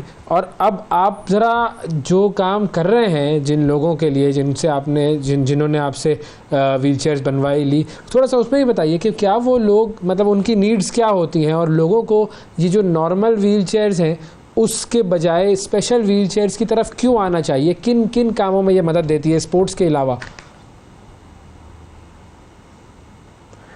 देखिए ये जो एक होती है पैशन व्हीलचेयर, जो कि मतलब उसके हैंडल्स वगैरह काफ़ी ऊंचे होते हैं, जो उसको चलाने में काफ़ी परेशानी होती है, जिससे जो उसके हैंडल्स होते हैं उसमें ये कंधों के अंदर दर्द होता है, उसमें चोट, मतलब वो जब व्हीलचेयर मूव करते हैं तो वो ये टकरा रहे होते हैं डंडों से। तो फिर इसलिए उसका ये डिज़ाइन इसलिए किया गया था कि ये किसी को तकलीफ़ ना हो। तो ये स्पोर्ट्स में ज़्यादा काम आती है। स्पोर्ट्स के साथ साथ इसके वो वैसे नॉर्मल लाइफ में भी यूज़ कर सकते हैं, क्योंकि इसमें कोई वो नहीं है कि किसी को कोई प्रॉब्लम चलाने में प्रॉब्लम हो किसी को, तो ये इसीलिए ये डिज़ाइन की गई है। बिल्कुल ठीक है जी, ज़बरदस्त, बहुत ही ज़बरदस्त काम कर रहे हैं जी। टेनिस भी खेल रहे हैं, जॉब भी कर रहे हैं, व्हीलचेयर डिज़ाइन भी कर रहे हैं। इसको कहते हैं माशरे के लिए रोशन मिसाल, मल्टी टैलेंटेड और मल्टीपर्पज। माशाल्लाह जी, थैंक यू। मोहम्मद अयूब साहब हमारे साथ मौजूद थे जी, और लोगों के लिए मिसाल हैं। बहुत सारे लोग अपने आप को बस यूं ही यूं समझते हैं कि बस अब तो हम तो नाकारा हो गए, हम तो कुछ नहीं कर सकते, और वो बेसिकली खुद को खुद जाया कर रहे होते हैं। जी, ऐसे लोग मिसाल बनते हैं दुनिया के लिए। अच्छा, एक बड़ी इंटरेस्टिंग वो वीडियो सामने आई है भाई, वो अगर आप कहें तो मैं आपको दिखाऊं भाई। एक साहब हैं, उन्होंने बड़ा एक कमाल किया है, और वो कमाल क्या है, वो कमाल वीडियो मैं आपको दिखाता हूँ। अच्छा, वो वीडियो है जी ब्रायन ग्रिप। ब्रायन ग्रिप एक साहब है, वो ब्रायन ग्रिप साहब जो है, उन्होंने एक काम किया, स्केटिंग, नॉर्मली जो स्केटिंग करते हैं, ठीक है, तो लेकिन खातून भी करती थी ना, वो जो हाँ ठीक है, लेकिन उन्होंने दुबई में इन्फिनिटी पूल है, वहां पर किया ये काम, और उसके बाद उन्होंने उधर से छलांग लगाई, 77वीं मंजिल से छलांग लगा दी।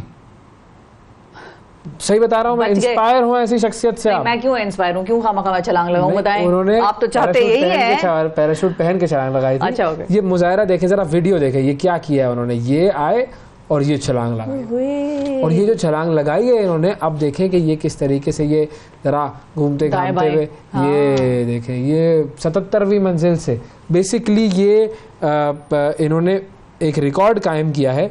294 मीटर बुलंदी पर वाक़ इन्फिनिटी पूल में इन्होंने पहले स्केटिंग की, और स्केटिंग के बाद फिर इन्होंने छलांग लगाई है। तो ये ऐसे पहला मुजाहरा हुआ है ये दुनिया में, दूसरा भी कर सकते हैं वैसे।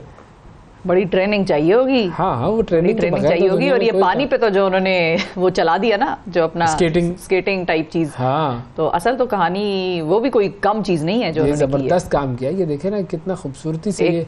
एक और जगह भी बड़ा जबरदस्त काम हुआ है। क्या तो हुआ है, एक और जगह भी ऐसा काम हुआ है कि तालियां भाई उस कौम के क्या हुआ भारत में हुआ है वो काम, और भारतीय रियासत है तमिलनाडु। हाँ, उनका शहर है चेन्नई, ठीक है, और चेन्नई में शदीद बारिशें हुई हैं। हाँ, बेचारे बड़े मफलूज हो गए वहाँ पर। जी, वहाँ पर एयरपोर्ट पर मुतादिद परवाजें मनसूख हो गई हैं। शहर को समुद्री तूफान जो है मिचोंग के टकराने से कबल शदीद बारिशों का सामना है, और मिचोंग के बारे में बड़ी वहाँ पर वार्निंग्स भी दी जा रही थी कि भाई ये शहर को टकरा जाएगा, और लोग जो है वो अपना ख्याल रखें। सड़कें ज़ेरे आब आ गई हैं, ट्रैफिक की रवानी मुतासिर हो गई है, बस स्टेशन में पानी जमा हो गया है, अंडरग्राउंड जो सिलसिले थे, जो भी जगह थी, बस स्टॉप्स वगैरह, उधर पानी आ गया है। उसी तरह चेन्नई एयरपोर्ट में पानी दाखिल होने से मुसाफिरों को शदीद मुश्किलात का सामना करना पड़ रहा है। जहाज डूबे हुए, वो जो स्टेयर्स होती हैं वो डूबी हुई, और शहरियों को घरों में रहने की हिदायत कर दी गई है भारत में, चेन्नई के शहर में। अच्छा। और बड़ी सीरियस वहाँ पर फ्लडिंग की सिचुएशन जो है, अर्बन फ्लडिंग इसको हम कहेंगे, और ये एक सूरत हाल वहाँ पर डेवलप कर गई है। तो ये अल्लाह खैर करे। ये देखे ना, वही मौसमियाती तब्दीलियाँ और उनके बायस होने वाले नुकसान। बिल्कुल। और अभी COP28 हुआ है, अब पता नहीं उसमें पता चलेगा। फंड तो कायम किया, पैसे वैसे तो जमा कर रहे हैं, लेकिन देखो सब दुनिया बर्बाद करने के बाद आप पैसे ले आए, क्या फायदा। बिल्कुल। अच्छा, चले मैं आपको एक और खातून से मिलवाता हूँ। ये खातून की जरा तस्वीर देखें, चाइना की खातून आपके सामने मैं ज़ेरे नज़र है। ये खातून, इनकी मैंने जो है वीडियो देखी। आप बताएं इन खातून की खास बात क्या है। ये चाइना के एक रेस्टोरेंट में ये जो है ये काम करती है। अच्छा, काम करती है, चाइना के रेस्टोरेंट में काम करती है। तो इन खातून की वीडियो देखें और बताएं कि इनमें क्या खास बात आपको नजर आ रही है। कोई आपको लग रहा है कि कोई यूनिक बात ये इतनी अकड़ी हुई क्यों है? ओह, रोबोट तो नहीं है? जी, वेट्रेस है जी, ये जो हाथ इन्होंने किया।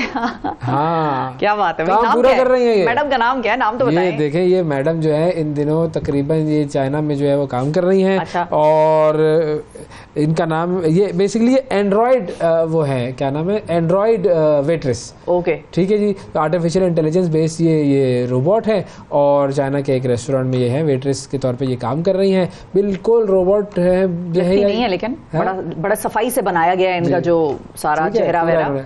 अब आपको पता चल गया ये रोबोट है, ये रोबोट नहीं है, ये असल में ये खातून है। ये ऐसे एंटरटेनमेंट करती हैं लोगों के लिए। अच्छा, यूं करके। जी। ओह, अच्छा, ये आखिर में कैमरे को देख के हाथ हिला रही हैं। जी, ये असल जो है वो इंसान है। ये जोंगकिंग शहर है, वहाँ का एक रेस्टोरेंट है, उनका नाम है जी मिस्किन। उन्होंने अपनी बिल्कुल रोबोटिक टाइप की जो सारी हरकतें हैं खातून में डाल उससे दी। लोगों को महसूस किया हुआ है। यार ये मजेदार कैसा है। देखें, समझ में नहीं आता आपको। आप ज़ाहिर है चीनियों को देख के तो वैसे समझ नहीं आता कि भाई रोबोट है, कि इतनी परफेक्शन के साथ उन्होंने वो चेहरे उनके बनाए होते हैं और जिस तरह से वो चाइना में तो सबके चेहरे लगते भी एक जैसे है ना। वो कैसे पहचानते हैं वैसे? नहीं, वो एक शौहर गुम गया एक औरत का, वो तो बेचारी ढूंढ ढूंढ के परेशान हो गए। यार कैसे ढूंढे, सब एक जैसे दिखते हैं। सही बात है वैसे। लेकिन ये देखें, ये दिखती रोबोट जैसी है, हरकतें इनकी रोबोट जैसी है, लेकिन है ये इंसान। ठीक है जी। तो ये कहाँ कहीं रोबोट से इंसान तक, कहीं इंसान से रोबोट तक, इसको कहते हैं आर्टिफिशियल इंटेलिजेंस। थैंक यू जी। नाज़रीन, आज के प्रोग्राम में इतना ही। आपसे कल फिर मुलाकात करेंगे। अल्लाह हाफिज।